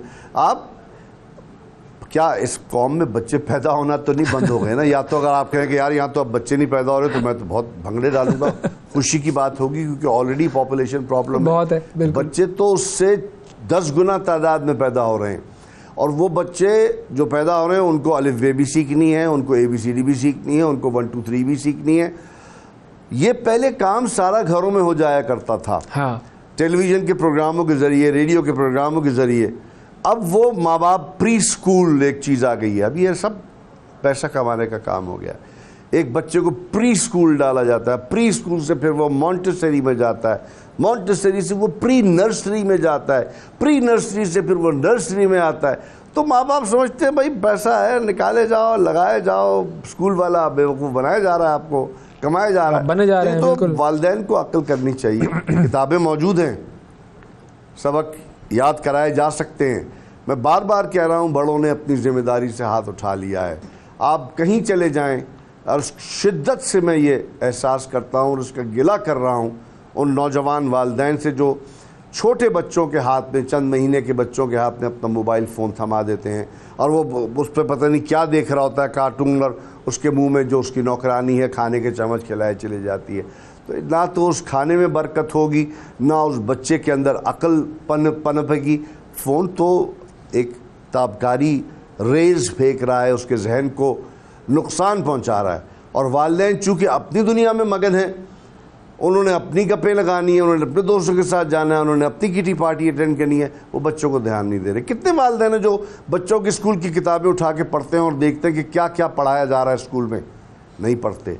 तो ये वालिदैन को होश करनी पड़ेगी, उनको अक्ल के नाखून लेने पड़ेंगे।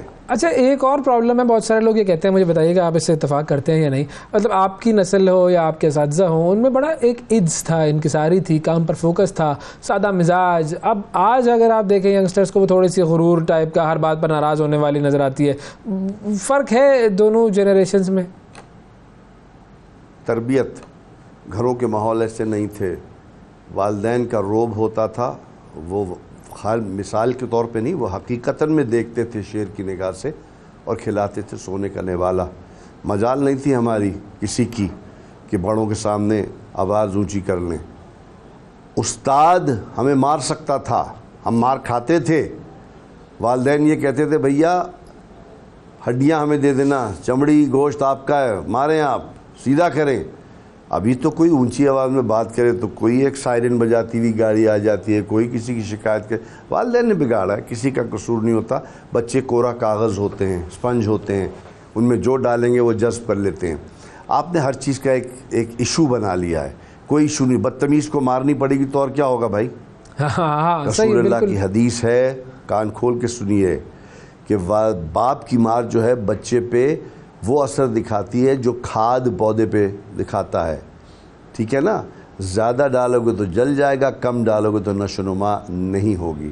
तो जहाँ मार की ज़रूरत है वहाँ मारे भी ज़रूर, ये नहीं है कि मुंह तोड़ दें आप। मकसद है कि सख्ती तो करनी होगी ना आपको। आपकी अपनी ज़िंदगी ख़त्म नहीं हो रही, आप अपने ही मज़े से नहीं निकल रहे, तो आप औलाद को वक्त दें, औलाद की तरबियत करें। आप जिस भी दीन मज़हब से हों, हर दीन हर मज़हब तहज़ीब सिखाता है, उसको उसके करीब करें, मसाजिद में लेके जाएं, चर्चेज़ में जाएं, मंदिरों में जाएं। आप उनको वो महज़्ज़ब माहौल तो दें। आप अपने बड़ों से तमीज़ से बात करें तो वो बच्चा सीखेगा। आप तो खुद झूठ बोलना सिखा रहे हैं। अम्मी फ़लाने का फ़ोन आया, बोल दो मैं नहीं हूँ। अब्बा वो आए हैं, बोल दो नहीं हूँ। क्या आप कह रहे हैं आप? आपने कभी सोचा है? आप बच्चों के सामने बैठ के अपने माँ जो है बाप के रिश्तेदारों को बुरा भला कहती है, बाप माँ के रिश्तेदारों को बुरा भला कहता है, माँ बाप एक दूसरे को बुरा भला कह रहे होते हैं, बच्चा क्या सीखेगा? घर में तहज़ीब का नफाज करें, मुहज़्ज़ब बने, अल्लाह का नाम लें, गॉड का नाम लें, प्यार मोहब्बत से पेश आएँ, अपनी असास ना भूलें, अपनी असल ना भूलें, तब तो जाके माशरा ठीक हो जाएगा। बच्चों का कोई कसूर नहीं है भाईजान, ये कसूर बड़ों का है। अब बच्चे तो बिगड़ गए, उनके बच्चे भी वैसे होंगे। अब आप हरी नंबर प्लेट वाली गाड़ी आती है, वो सीधा दुकान के अंदर गाड़ी खड़ी कर देता है जाके, जैसे सिग्नल भी तोड़ देगा, वो ट्रैफिक सिग्नल भी तोड़ेगा, दुकान के अंदर घुस जाएगा। सरकारी गाड़ी है, नीली बत्ती घूम रही है, पुलिस वाले खड़े में, पिस्तौल लेके खड़े में, वो क्या सीखेगा? जंगली बनेगा, बदतहजीब बनेगा। माफ़ी चाहता हूँ, ऐसे लोगों में तहजीब नहीं होती। वो कहते हैं ना, शेर है ना फराज का, ढूंढ उजड़े हुए लोगों में वफा के मोती, ये ख़जाने तुझे मुमकिन है ख़राब मिलेंगे। बिल्कुल बिल्कुल। अच्छा, अगर फाइनली हम इस तरफ आएँ कि चले पढ़ने की तरफ हमने राग़िब करना है लोगों को, आपकी पसंदीदा 3 उर्दू की किताबें कौन सी जो आप कहेंगे कि हर एक को पढ़नी चाहिए ज़रूर? देखिए, मेरी मादरी ज़बान पंजाबी है और मेरी बाप की ज़बान मद्रासी है, सही, लेकिन उर्दू मेरी कौमी ज़बान है और मेरी कौम, मेरा पाकिस्तान मेरी माँ का दर्जा रखता है। तो उस नाते से उर्दू मेरी माँ की ज़बान है। मुझे उर्दू से इश्क है, मुझे अंग्रेज़ी भी बहुत अच्छी आती है। उर्दू किताबों के मैं नाम लेता हूँ, मैं चाहता हूँ कि हर नौजवान उसको पढ़े। जोश वली आबादी साहब की यादों की बारात पढ़े, उर्दू क्या होती है वो समझ आएगी। आप मिज़ाह समझना हो तो मुश्ताक अहमद यूसुफ़ी साहब की किताब पढ़ लीजिए, ज़रगुज़िश पढ़ लीजिए, चराग़ तले पढ़ लीजिए, खाकम बदहन पढ़ लीजिए, आब गुम पढ़ लीजिए, बिल्कुल, और बिल्कुल। फिर आप पतरस के मज़ामीन पढ़ लीजिए। आप नज़म गज़ल पढ़ना चाहते हैं, गालिब को पढ़िए, आप मीर को पढ़िए, आप फैज़ को पढ़िए, आप सूफ़ी तबस्सुम को पढ़िए।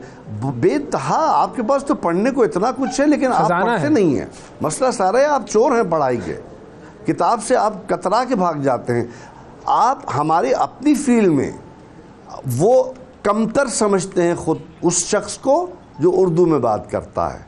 हाँ। गलत अंग्रेजी बोल के बहुत फ़ख्र महसूस करते हैं, लेकिन शर्म नहीं आती उनको कि उर्दू नहीं आती उनको।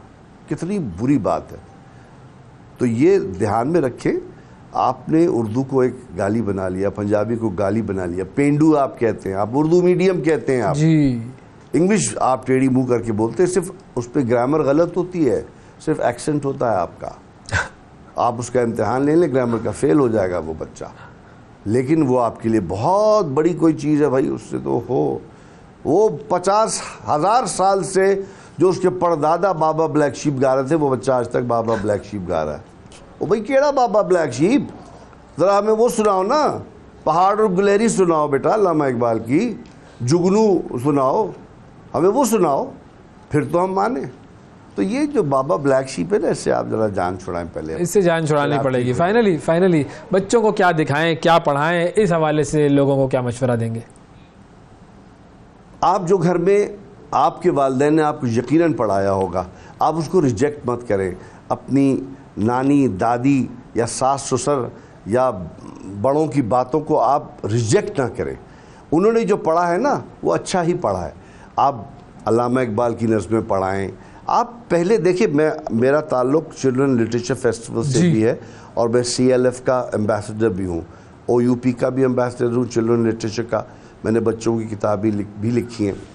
रिसर्च ये कहती है, साइकोलॉजी ये कहती है, इंटरनेशनल साइकोलॉजी, कि जो बच्चा अपनी मादरी ज़बान नहीं जानता वो कोई और ज़बान में अबूर हासिल नहीं कर सकता। तो चाहे आप पंजाबी, पश्तो, बरोही, बलोची, सिंधी, उर्दू, जो भी आपकी मादरी ज़बान है, पहले आप बच्चे को वो सिखा दें। आप सिखाएं उसको, उर्दू सिखाएं। आप कितने शर्म की बात है, अभी आप एक सर्वे करवा लें। हाँ, मैं शर्तिया कह सकता हूँ 80% से ज़्यादा को अलिफ बे नहीं आती हो। बिल्कुल बिल्कुल।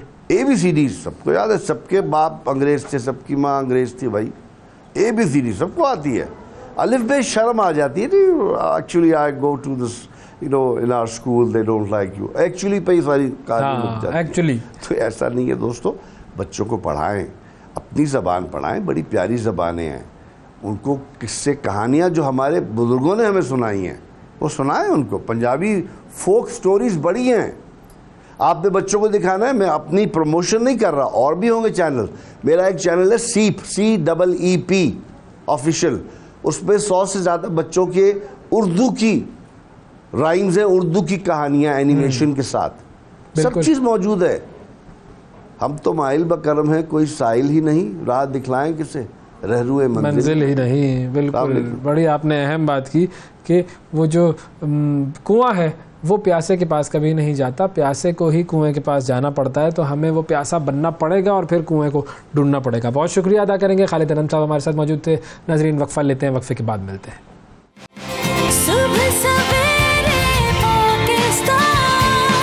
सुबह सवेरे पाकिस्तान, सुबह सवेरे पाकिस्तान। वेलकम बैक जी। हफ्ते की शब मियांवाली एयरबेस पर दहशतगर्दों का हमला हमारे बहादुर जवानों ने नाकाम बनाया और 9 दहशतगर्दों को हलाक कर दिया। पाक फौज के मुजाहिदीन को किसी किस्म का जानी नुकसान नहीं हुआ और ISPR के एलामिये के मुताबिक पाकिस्तान एयरफोर्स फंक्शन और ऑपरेशनल असासों को भी कोई नुकसान नहीं पहुंचा। सिर्फ 3 गैर ऑपरेशनल तैयारों को मामूली नुकसान पहुंचा। इस हमले की जिम्मेदारी तहरीक जिहाद पाकिस्तान नामी एक गैर मारूफ तंजीम ने कबूल की है और इस तंजीम ने अब तक 6 हमलों की जिम्मेदारी कबूल की है। एक तासुर ये भी है कि ये तंजीम जो है ये दरअसल TTP है, लेकिन अफ़गान हुकूमत पर पाकिस्तान के दबाव की वजह से नए नामों के साथ सामने आ रही है। वज़ीर दाखिला सरफराज बुख्ती साहब, इनका कहना यह है कि DI खान, पसनी, मियांवाली में जो दहशतगर्दों के नाम हैं वो अलग ज़रूर होंगे, लेकिन पस पर्दा दुश्मन एक ही है। अब एक सवाल ये भी पैदा हो रहा है कि क्या अफ़गान मुहाजिरीन को उनके वतन भेजने का जवाब दिया जा रहा है या इस हवाले से कोई और मामला है। हम बात करेंगे। सैयद मोहम्मद अली साहब मौजूद हैं, डिफेंस एनालिस्ट हैं। सर जी, वालेकुम सलाम सर। ये कौन है? ये तहरीक जिहाद पाकिस्तान बड़ा ही गैर मारूफ सा नाम है, लेकिन इनका नाम अब बार बार सामने आ रहा है। जी बहुत शुक्रिया। देखें, जिसको कहते हैं अंग्रेजी में old wine in the new bottle, तो बहुत सी ऐसी तंजीमें हैं जिनको हमारे दुश्मन जो हैं जिनकी आबियारी करते हैं और उनको सपोर्ट प्रोवाइड करते हैं, और जब इनके ऊपर कानूनी चाराजोई होती है या इन पे सैंक्शंस लगती हैं बैनुल अक़वामी, तो ये अफराद एक नई तंजीम, एक नए नाम के तहत, एक नए ब्रांड नेम के तहत अपनी कार्रवाइयाँ जारी रखने की कोशिश करते हैं।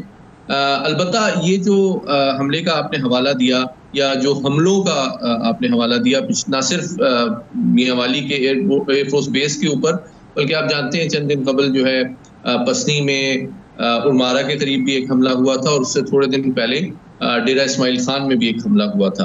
तो आपने नोटिस किया होगा जो इस वक्त ये एक लहर आई है, तो इसके पीछे जो मकासद हैं वो आपको 3 नज़र आते हैं वाज़ेह अंदाज में। पहली बात ये है कि आप ये देखिए कि अगले चंद दिनों के अंदर जो फैटिफ है उसके तहत एक एक्सटेंसिव रिव्यू होगा भारत का टेरर फाइनेंसिंग के हवाले से भी और WMD फाइनेंसिंग के हवाले से भी।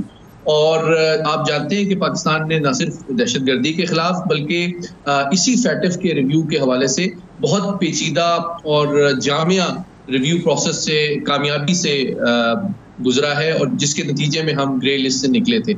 लेकिन अब इसी प्रोसेस को बहुत एक्सटेंसिवली इंडिया को भी गुजरना होगा और हम समझते हैं कि उसमें बड़े अहम सवाल उठाए जाएंगे। तो ये जो टाइमिंग है, ये तवज्जो भारत के जो मसाइल हैं उनकी जो टेरर फाइनेंसिंग की पॉलिसी है, जिस तरह आप जानते हैं कि कमांडर कुलभूषण यादव पाकिस्तान में मौजूद हैं, उनको भेजा गया, हाल ही में सिख एक रहनुमा को कनाडा में हलाक किया गया और फिर 8 जो फॉर्मर नेवल ऑफिसर्स हैं इंडियन, उनको कतर में सजाए मौत हुई इसराइल के लिए जासूसी के नतीजे में। तो ये वो मामलात हैं जो मैं समझता हूँ कि फैटिफ जो है बिल्कुल इग्नोर नहीं करेगा। लेकिन बहरहाल हमारे दुश्मनों की कोशिश है कि वो तवज्जो पाकिस्तान में इस तरह की सरगर्मियों की सरपरस्ती और हौसला अफजाई करके मबजूल कराएं। लेकिन चूंकि अल्हम्दुलिल्लाह इस हमले को नाकाम बना दिया गया और किसी हद तक हमारे पास इंटेलिजेंस इंफॉर्मेशन थी कि जब अफगानी जो गैर मुल्की पाकिस्तान में मुकीम है, अब जो वापस जा रहे हैं, उनके इस अमल को मुतासिर करने की कोई इस किस्म की हरकत हो सकती है, तो उस एहतमाल के तहत हमारी तमाम जो अफवाज हैं वो पूरी तरह चौकन्ना और चौकस थी। इसी वजह से इस मामले को कामयाबी से बिल्कुल इस बात का क्रेडिट जाता है पाकिस्तानी अफवाज को कि उन्होंने इस हमले को नाकाम बनाया, क्योंकि ज़ाहिर एक बहुत इंपॉर्टेंट जगह थी जहाँ पर ये हमला हुआ था। अच्छा, ये जो उनका वहाँ पर घुसना है दहशतगर्दों का, ये हमारे लिए कितना अलार्मिंग है? देखिए, दुश्मन मतलब इसके भी 3 पहलू हैं। पहली बात ये है कि दुश्मन चाहता क्या है, उसके मकासद क्या हैं और फिर उनकी टारगेटिंग स्ट्रेटजी क्या है। ऑब्वियसली देखें आप, इन तीनों हमलों में DI खान, पसनी और मियांवाली में ममासलत ये है कि इससे 2 बातें साबित होती हैं।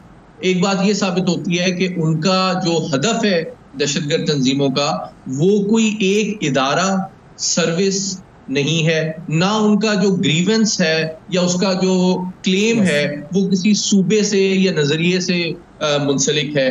क्योंकि एक हमला जो है KPK में होता है, एक हमला बलूचिस्तान में होता है, एक हमला पंजाब में होता है। तो इसका मतलब है कि कॉमन चीज इसमें जो है वो ये है कि तीनों पाकिस्तान के कौमी सलामती के जो अहम इदारे या तंसीबात हैं उनको नुकसान पहुंचाना मजमूई तौर पे जो है इनका मकसद है, बजाय ये कि कभी वो एयरफोर्स को हमलावर होते हैं, कभी नेवी पे होते हैं, कभी FC पे होते हैं, कभी आर्मी पे होते हैं, कभी पुलिस पे होते हैं। तो मकसद ये है कि पाकिस्तान की इंटरनल सिक्योरिटी के जो रिस्पॉन्सिबल इदारे हैं उनको नुकसान पहुंचाया जाए, दुनिया में उनको बदनाम किया जाए। लेकिन इसका एक पहलू मैं आपसे शेयर करना चाहूँगा जो कि बहुत तशवीशनाक है। देखें, जब ये दहशतगर्दों ने मियांवाली एयरबेस पे हमले की कोशिश की, फिजिकल हमले की, उसी दौरान भारत के बहुत से सोशल मीडिया और इलेक्ट्रॉनिक मीडिया में इनको भरपूर तायीद और हिमायत और हौसला अफजाई हासिल हुई, जो कि इस बात का एक सबूत है कि दरअसल ये दहशतगर्द किसके एजेंडे को आगे बढ़ा रहे हैं और किसकी ख्वाहिशात को पूरा कर रहे हैं। ये बात समझना हमारे नाज़रीन को आपके तवज्जुह से बहुत ज़रूरी है। और बदकिस्मती से कुछ जो मिसगाइडेड एलिमेंट्स हैं, चाहे वो पाकिस्तान में हो या बाहर हो, जो कि मतलब फौज के खिलाफ या सरकारी इदारों के खिलाफ जो उनका बयानिया है, उन्होंने भी इस मौके पे बदकिस्मती से अफसोसनाक बात है कि इस जो वही लाइन ली हुई थी उन्होंने, बयानिया है उसको आगे बढ़ाने में अपना रोल प्ले किया। तो मैं ये समझता हूं कि ये हमारी कौमी सलामती के लिए आपके तवज्जुह से नाज़रीन को बताना बहुत जरूरी है कि हमारे दहशतगर्द जो हैं दुश्मन, वो दुश्मन के एजेंडे को जो पाकिस्तान में फिजिकली आगे बढ़ाने की कोशिश कर रहे हैं, इंफॉर्मेशन डोमेन में मीडिया के जरिए से, सोशल मीडिया के जरिए से, अगर उन्हीं के नजरियात, ख्यालात और जो मामलात की जस्टिफिकेशन या हौसला अफजाई या जो नुकसानात वो हमें पहुंचाना चाहते हैं उसको बढ़ा चढ़ा के बयान करने की जो कोशिश है, उसमें अगर आप शामिल हैं तो इसका मतलब ये है कि आप पाकिस्तान की कौमी सलामती के खिलाफ इस्तेमाल हो रहे हैं। तो ये बहुत अहम बात है। सर, जो आप बात कर रहे थे बड़ी अहम है और मैं इंटरनेट पर देख रहा था बहुत सारी गलत बयानियाँ इसी तरीके से आ जाती हैं इस तरह के हमलों के हवाले से। कोई यूरेशियन टाइम्स है, वो कह रहा है जी 10 जहाज़ तबाह हो गए पाकिस्तान के, और पता नहीं क्या क्या। अगर आप उस एजेंडे के साथ मिल रहे हैं और बता रहे हैं इस तरह की बातें, तो इसका मतलब है कि आप दुश्मन के एजेंडे को सर्व कर रहे हैं। अच्छा, बलूचिस्तान के जो जाना सकज़ई साहब हैं, उन्होंने कहा कि जी वो बेसिकली 2 हमारे नेबर्स को ब्लेम कर रहे हैं। अब ज़ाहिर है एक तरफ तो इंडिया है जिसके साथ हमारी एक रिलेशनशिप का हम सबको पता है, दूसरी तरफ अफगानिस्तान है। अफगानिस्तान जो है उसके साथ हमारी रिलेशनशिप अब थोड़ी सी मज़ीद हमारी तरफ से जो एक सही काम किया जा रहा है कि गैर कानूनी तौर पर जो लोग यहाँ पर हैं उनको भिजवाया जा रहा है, उसकी वजह से भी उनको बड़े एतराज़ात हो रहे हैं अफगान जो तालिबान वहाँ पर इस वक्त गवर्नमेंट में है। तो क्या ये कोई नेक्सस है इस वक्त या इन अटैक्स के पीछे जो इन दोनों ममालिक की तरफ से अटैक्स जो है वो कंबाइन होकर किए जा रहे हैं? बहुत अहम सवाल किया आपने। देखिए, इसके 3 पहलू हैं। पहली बात ये है कि ये तो आप बखूबी वाकिफ़ हैं कि जो हमारा मशरकी हमसाया है वो इस खित्ते में बालादस्ती चाहता है, और इसके लिए पाकिस्तान ने जब से देखें पहले 1948 से लेके 1998 तक तकरीबन 40 साल बल्कि 50 साल जो है उसने पाकिस्तान पर जंग मुसल्लत करने की कई कोशिशें की। लेकिन जब 1998 में पाकिस्तान ने एटमी धमाका किया और पाकिस्तान को की जो एटमी सलाहियत है वो दुनिया पे वाज़ेह कर दी, तो भारत ने बुनियादी तौर पे अपनी जो तज़वीराती हिकमत अमली है उसमें तब्दीली लाई, और उसने दहशतगर्दी को वो पॉलिसी इंस्ट्रूमेंट के तौर पे इस्तेमाल करना शुरू किया, जिसके 3 मकासद थे। एक तो ये कि जारी बात है अब एटमी ताकत है पाकिस्तान, उसके खिलाफ आप डायरेक्ट जंग नहीं लड़ सकते, तो आपने दहशतगर्द तंजीमों की सरपरस्ती शुरू की, पुष्टपनाही शुरू की, पहली बात। दूसरी बात जो है, उन्होंने पाकिस्तान के बारे में एक बयानिया मुरतब किया कि पाकिस्तान एक अनस्टेबल रियासत है, पाकिस्तान में दहशतगर्दी बहुत ज़्यादा है, पाकिस्तान में ताकि इन्वेस्टमेंट कोई ना करे, हमारे दोस्त हमारे हवाले से खाइफ हो जाएं। और तीसरा मकसद उसका ये था कि अक़वाम मुत्तहिदा की रिकॉग्नाइज जो UN सिक्योरिटी काउंसिल के मुताबिक आज़ादी की तहरीक है कश्मीर की, उसको भी दहशतगर्द तंजीम और मूवमेंट के तौर पर गर्दाना जाए। ये उसके 3 हिकमत अमली के हिस्से थे जो आपको क्लियरली अब नजर आते हैं। अब अल्हम्दुलिल्लाह बहुत कुर्बानियाँ दे के हमारे जवानों ने, अफवाज ने और कौम ने जो कामयाबियां हासिल की हैं दहशतगर्दी के खिलाफ, आपको नजर आता है कि अब चूंकि वो पसपाई इख्तियार कर रहे हैं ये दहशतगर्द कुव्वतें, और पाकिस्तान ने कौमी सलामती के तहत ये फैसला किया है कि जो गैर मुल्की पाकिस्तान में गैर कानूनी तौर पर मुकीम हैं उनको अपने मुल्क रवाना किया जाए, ताकि इनकी सफ़ों में जो दहशतगर्द मौजूद हैं उनके गिर्द भी कानून का दायरा तंग हो। तो आपको नजर आ रहा है कि इस अमल को मुतासिर करने की, सबोताज करने की ये कोशिशें चल रही हैं। लेकिन मुझे यकीन है कि जिस तरह ये मियां वाली का हमला नाकाम बनाया गया, हमारी जो अफवाज हैं, हमारी जो सियासी क़यादत है, हमारी लॉ एनफोर्समेंट और इंटेलिजेंस एजेंसीज हैं, वो अज़्म मुसम्मम के तहत इसको अपने मंतकी इंजाम तक इस प्रोसेस को भी पहुंचाएंगी। ना सिर्फ गैर मुल्कियों को जो कि गैर कानूनी तौर पर मुकीम है अपने मुल्क भेजा जाएगा, बल्कि जो दहशतगर्दी के खिलाफ हमारी कार्रवाइयाँ हैं वो भी इसी तसलसल से जारी रहेंगी, और हम ताकि इस दुश्मन के एजेंडे को हतमी तौर पर फैसला कुन अंदाज में नाकाम बना सकें। बिल्कुल, इंशाल्लाह जी। थैंक यू जी, बहुत शुक्रिया अदा करेंगे। सैयद मोहम्मद अली साहब हमारे साथ मौजूद, पाकिस्तान की सिक्योरिटी सूरत हाल पर गुफ्तगू हो रही थी। आगे बढ़ते हैं जी, प्रोग्राम में एक और चीज़ शामिल करते हैं, और एक बड़ी इंटरेस्टिंग न्यूज़ आई, और ये न्यूज़ ऐसी है कि जिसकी वजह से हमारे यहाँ पर जितने भी पाकिस्तानी लोग जो हैं उन सब को ज़रा सोचना चाहिए कि ये हम कर क्या रहे हैं। अगर हम एक आम पाकिस्तानी उसके जिस्म से खून का एक नमूना लें तो आपको उसकी रगों में, मुझे ये लगता है कि उसकी रगों में खून के बजाय चाय दौड़ रही होगी। अक़वाम मुत्तहिदा का फूड एंड एग्रीकल्चर ऑर्गेनाइजेशन है, उसकी एक रिपोर्ट है, उसके मुताबिक पाकिस्तान दुनिया में सबसे ज़्यादा चाय पीने वाले 5 ममालिक में शामिल है। पाकिस्तान का जो ब्यूरो ऑफ स्टैटिस्टिक्स है और जो स्टेट बैंक है उसकी जानिब से आदाद-ओ-शुमार आए हैं, उसके मुताबिक रवां माली साल की पहली छमाही यानी कि जुलाई, अगस्त, सितंबर, ये जो 3 महीने इस माली साल के शुरू में, उसमें हमने कितनी चाय दरामद की है? $184 मिलियन। हम कहते हैं डॉलर नहीं है जी हमारे पास, हम कहते हैं जी हमारे पास बड़ा मसला है, हम इंपोर्ट ज़्यादा करते हैं, एक्सपोर्ट कम करते हैं। $184 मिलियन की चाय हमने 3 महीने में मंगवा ली है। अब आप ये नंबर देख लें जी। अच्छा, गुज़िश्ता माली साल में इसी मुद्दत के मुकाबले में ये 32% ज़्यादा है। पिछले साल इन्हीं 3 महीनों में हमने 32% कम चाय मंगवाई थी। अच्छा, जो 2023 में जो चाय की दरामदात वो हैं जी $495 मिलियन। 2022-23 का जो साल हमारा जो जून में एंड हुआ 30 जून को, उसमें हमने ओवरऑल कितनी चाय दरामद की? $495 मिलियन, यानी तकरीबन $500 मिलियन की हम चाय पी गए। अच्छा, अब पाकिस्तान में चाय की ज़रूरियात ख़ुद से पूरी करने की 100% सलाहियत मौजूद है, लेकिन आज तक किसी हुकूमत ने इसकी पैदावार के लिए कोई ऐसी हुकूमत अमली नहीं बनाई है। माहिरीन जो है वो ये कहते हैं कि पाकिस्तान में 1.5 मिलियन एकड़ रकबे पर चाय काश्त करके न सिर्फ आप अपनी जो ज़रूरत है वो पूरी कर सकते हैं, बल्कि उसे बरामद कर सकते हैं, एक्सपोर्ट कर सकते हैं, मुआशी हालत को बेहतर बना सकते हैं। 1986 में एक तंजीम बनाई गई थी चाय की पैदावार के लिए, और उसने शिंक्यारी में चाय की काश्त के लिए 50 एकड़ अराजी मुख्तस की थी। बाद में फिर वो हाउसिंग सोसाइटीज़ और सनतों के ज़रिए बस सिर्फ 20 एकड़ रह गई। तो अगर हम चाय की ज़रूरत को मुकामी तौर पर पूरा करने के अहल हैं तो हमें इम्पोर्ट नहीं करनी पड़ेगी, एक्सपोर्ट की तरफ हम जाएंगे और पाकिस्तान चाय को मुकामी ज़रूरियात जो है उसको भी पूरा कर लेगा, पूरी दुनिया में आप बरामद भी कर सकेंगे। तो अगर हमारे पास ये नंबर्स, अलार्मिंग नंबर्स आते हैं, उसके बावजूद हमारी आँख नहीं खुलती, तो फिर मामला ज़रा संगीन है। सोचो चाय पीने वालों, सोचो। एक वक्फ़ा लेते हैं, वक्फ़े के बाद मिलते हैं। सुबह सवेरे पाकिस्तान, सुबह सवेरे पाकिस्तान, सुबह सवेरे पाकिस्तान। वेलकम बैक जी। खुशखबरी है जी, दराज पाकिस्तान का सबसे बड़ा ई कॉमर्स प्लेटफॉर्म अलीबाबा की सपोर्ट हासिल है।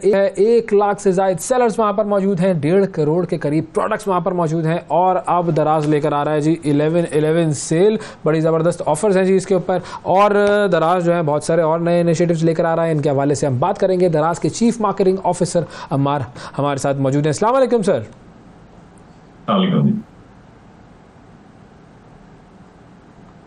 सर, सबसे पहले तो बताइए हमारे नाजरीन को कि ये 11/11 क्या है और क्या होने जा रहा है 11/11 को।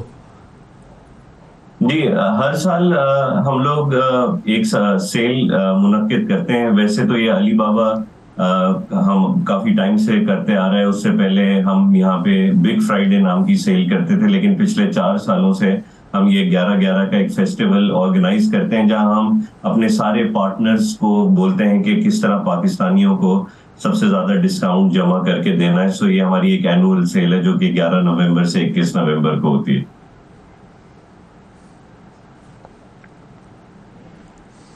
अच्छा, तो ये 11 नवंबर से 21 नवंबर तक ये सेल होगी। अब इस पे कितने डिस्काउंट्स होंगे, क्या क्या होगा? क्योंकि फिर मैं जो खरीदारी करना चाह रहा हूँ वो फिर मैं मुलतवी कर दूं चंद दिनों के लिए। ऐसा ही जी, हम लोग की जो कुल रकम बन रही है इस दफा डिस्काउंट के अवेलेबल होगी वो 1 अरब रुपए बन रही है। अक्सर लोग मुझसे पूछते हैं कि 1 अरब रुपए कैसे बन रहे हैं। तो हम लोगों के पास कोई 900 से ज्यादा ब्रांड्स हैं जहां पे जो लोग हमें डिस्काउंटेड प्रोडक्ट्स दे रहे हैं। उसके साथ हमारी कोई 17 से ज्यादा बैंक्स के साथ पार्टनरशिप है, जो कि आप अपना debit card, credit card use करेंगे तो उसके ऊपर 15 से 20% का ऑफ फर्दर मिल जाएगा। दराज की अपनी इन्वेस्टमेंट भी है, फ्री शिपिंग की डील्स भी हैं। तो ये सारी चीजें अगर आप मिला लें तो इसका तखमीना ये है कि 1 अरब रुपए के डिस्काउंट्स अवेलेबल होंगे लोगों के लिए। वाह जी, ज़बरदस्त। अच्छा, अब ऑनलाइन शॉपिंग जो है वो वैसे ज़ाहिर है पाकिस्तान में एक हद तक तो है, लेकिन बाहर ज़्यादा है, और आप लोग चूँकि यूँ कहें कि पायनियर्स हैं इस पूरी सिलसिले में, तो ये जो कस्टमर्स हैं और जो इंडस्ट्री है, कैसे ये हम आहंग है, कितनी ग्रोथ इस इंडस्ट्री के अंदर आप देख रहे हैं, कस्टमर्स की रिक्वायरमेंट्स क्या होती हैं? जी, पाकिस्तान के अंदर ई कॉमर्स पिछले 10-12 साल में बड़ी तेजी से ग्रो किया है, लेकिन अभी भी अगर इसकी ग्रोथ के बारे में मैं बताऊं तो जितनी भी पाकिस्तान में अशिया बिकती है ऑफलाइन यानी बाहर बाजार की दुनिया में, पाकिस्तान का जो जीडीपी है उसका सिर्फ 2% अभी ऑनलाइन है। इंडिया के अंदर आप ये नंबर देख लें तो यह शरह है 7% की, और साउथ ईस्ट एशिया में ये 25% है। चाइना जो कि अलीबाबा हमारी पेरेंट कंपनी है, वहां पे 45% सामान जितना भी मुल्क में बिकता है उसका 45% ऑनलाइन बिकता है। तो अभी पाकिस्तान काफी कम है इस तरीके से यहाँ पे e commerce percentage of overall sales में, लेकिन आहिस्ता आहिस्ता लोग जिस तरह इंटरनेट पेनिट्रेशन बढ़ती जा रही है, लोगों का ट्रस्ट आता जा रहा है, उस तरह लोग अपनी बाइंग बिहेवियर ऑनलाइन आते जा रहे हैं। अच्छा, लोगों को ऑनलाइन क्या सस्ती चीज़ें मिलती हैं? क्योंकि ज़ाहिर है वो एक इन्फ्लेशन का भी फैक्टर है, हमारे लोग ज़ाहिर है इन्फ्लेशन हिट हैं हम लोग, लेकिन ये भी देखा गया है कि ऑनलाइन आप देखें तो वो जो कंपनीज हैं उनकी भी कॉस्ट ज़रा कम होती है, तो इट ऑफर्स मोर डिस्काउंट्स। बिल्कुल ऐसा ही है जी। देखें, अगर आप बाजार में दुकान पे सामान बेच रहे होते हैं तो आपको वहां पे इलेक्ट्रिसिटी बिल्स, आपका रेंट, आपके मजदूर, तो ये सारी जो ओवरहेड कॉस्ट होती हैं या ऑनलाइन शॉप के अंदर कम होती हैं, तो जनरली ऑनलाइन प्राइसेस कम होती हैं। और उसके साथ साथ आप ये भी देखें कि अगर आप एक सामान लेने किसी मार्केट जाते हैं, वहां पे एक सामान जो बिक रहा होता है उसकी 9 दुकानें मिलती हैं, तो प्राइस कंपेटिटिव होती है। अब दराज के ऊपर आप समझे पूरे पाकिस्तान की दुकानें अगर एक साथ हैं तो लोगों को पता होता है कि हाँ भाई मैं महंगा नहीं बेच सकता, तो इस वजह से प्राइसेस जनरली कम होती। सही। अच्छा, एक और चीज़ है कि वो जब क्रेडिट कार्ड, डेबिट कार्ड वगैरह इस्तेमाल करते हैं ना, थोड़ा सा ट्रस्ट का फैक्टर ज़रा कम होता है, लोगों का एक डर भी होता है, फिर लोगों को ये भी टेंशन होती है कि भाई हम ले लेंगे सामान, हमने देखा नहीं होगा, पता नहीं कैसी क्वालिटी होगी, और फिर वो रिफंड वो होंगे या नहीं होंगे, वापस हो सकेगा नहीं हो सकेगा। इन चीज़ों को कैसे टैकल किया जाता है दराज की तरफ से? जी देखें, दराज क्योंकि पाकिस्तान में एक वाहिद इदारा है जो कि इतने बड़े स्केल पे काम कर रहा है। वैसे तो हर कोई ऑनलाइन सेल कर रहा है, और मैं ये समझता हूँ कि जो छोटे प्लेयर्स होते हैं उनकी रिटर्न और रिफंड पॉलिसी इतनी स्ट्रांग नहीं होती। दराज के बारे में मैं बताता चलूं कि हम हर महीने तकरीबन 1.5 से 2 करोड़ रुपए खर्च करते हैं लोगों को रिफंड्स और रिटर्न्स के अंदर। 750 रुपए से कम का आइटम है तो आप हमें सामान भी वापस ना करें, हम पैसे वापस कर देते हैं। हमने अभी डिलीवरी सर्विस से आपके घर से सामान पिक करने की शुरू कर दी है ताकि कस्टमर के लिए आसानी हो, और 7 दिन से बढ़ा के 14 दिन हमने कर दिया है रिटर्न पीरियड, ताकि अगर आपको 10 दिन के बाद भी सामान समझ नहीं आ रहा है तो हम आपके घर से पिक करके वापस कर लेंगे, ताकि इवेंचुअली कस्टमर सुकून में रहे। विदाउट एनी क्वेश्चंस आस्क, बस मुझे सामान समझ में नहीं आ रहा तो वो वापस हो जाएगा, रिफंड हो जाएगा?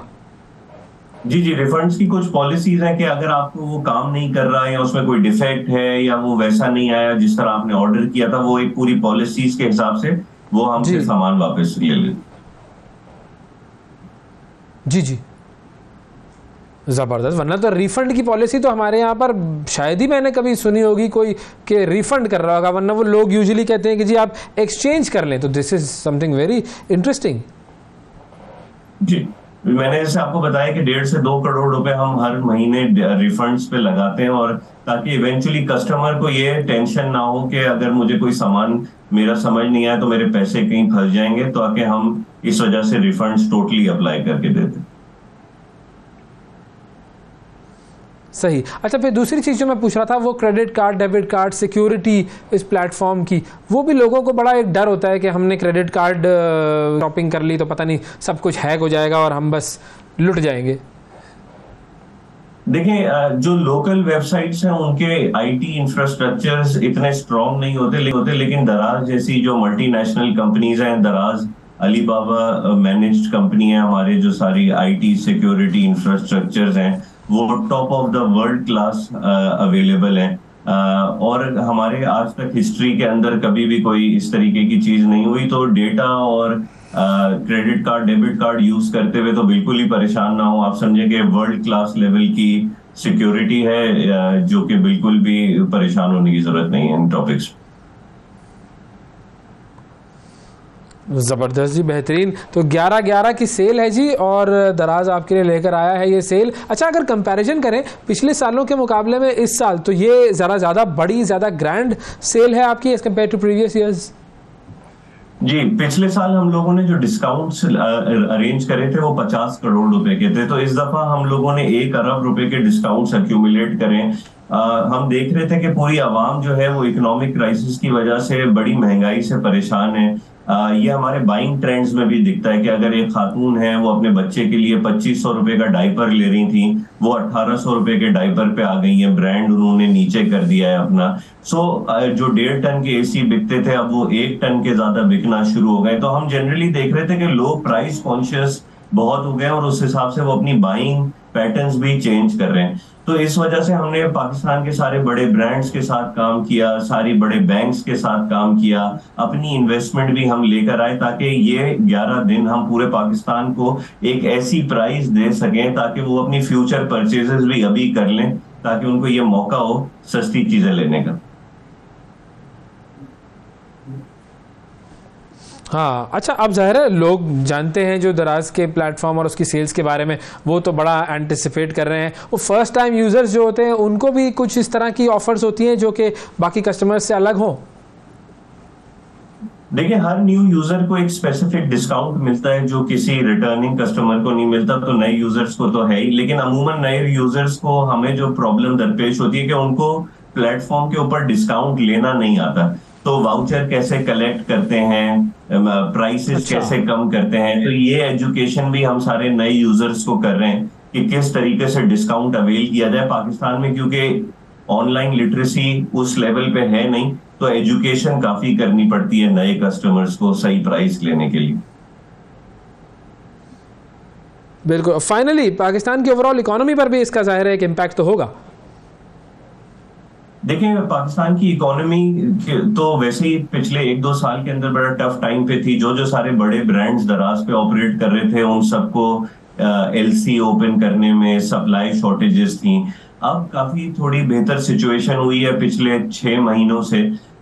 तो लोग बेसिकली देखना ये चाह रहे हैं कि किस तरीके से वो अपने कुछ पैसे बचा सकें। हमने कोई 11,000 लोगों से ये सर्वे भी करवाया कि अगर आपको 1 लाख रुपए दे दिया जाए तो आप क्या करेंगे। तो 27% लोगों ने बोला हम पैसे बचाएंगे, लेकिन आज भी 55% लोग कह रहे हैं कि भाई हम शॉपिंग करेंगे अगर हमें राइट प्राइस मिल जाए। तो हमारी कोशिश यही है कि इस दफा लोगों को प्राइस जो है हम वो राइट प्राइस मिलेगी जी दराज के प्लेटफॉर्म पर 11/11 सेल से। और 11/11 यानी 11 नवंबर से 21 नवंबर तक दराज की ये 11/11 सेल चलती रहेगी। आप सब ने वहाँ जाना है और यूज़र बनाना है और बड़ी ज़बरदस्त शॉपिंग करनी है। मैं अभी अपनी सारी शॉपिंग जो करनी है मुझे, वो मैं चंद दिन के लिए मौकूफ़ कर देता हूँ। 11/11 को ये शॉपिंग का आगाज़ होगा। थैंक यू जी, बहुत शुक्रिया अदा करेंगे। हमारे साथ मौजूद थे मोहम्मद अम्मार हसन, दराज के चीफ मार्केटिंग ऑफिसर। नाज़रीन, आज के प्रोग्राम में इतना ही। आपसे कल फिर मुलाकात करेंगे, उस वक्त के लिए इजाज़त दीजिए। अल्लाह हाफिज़।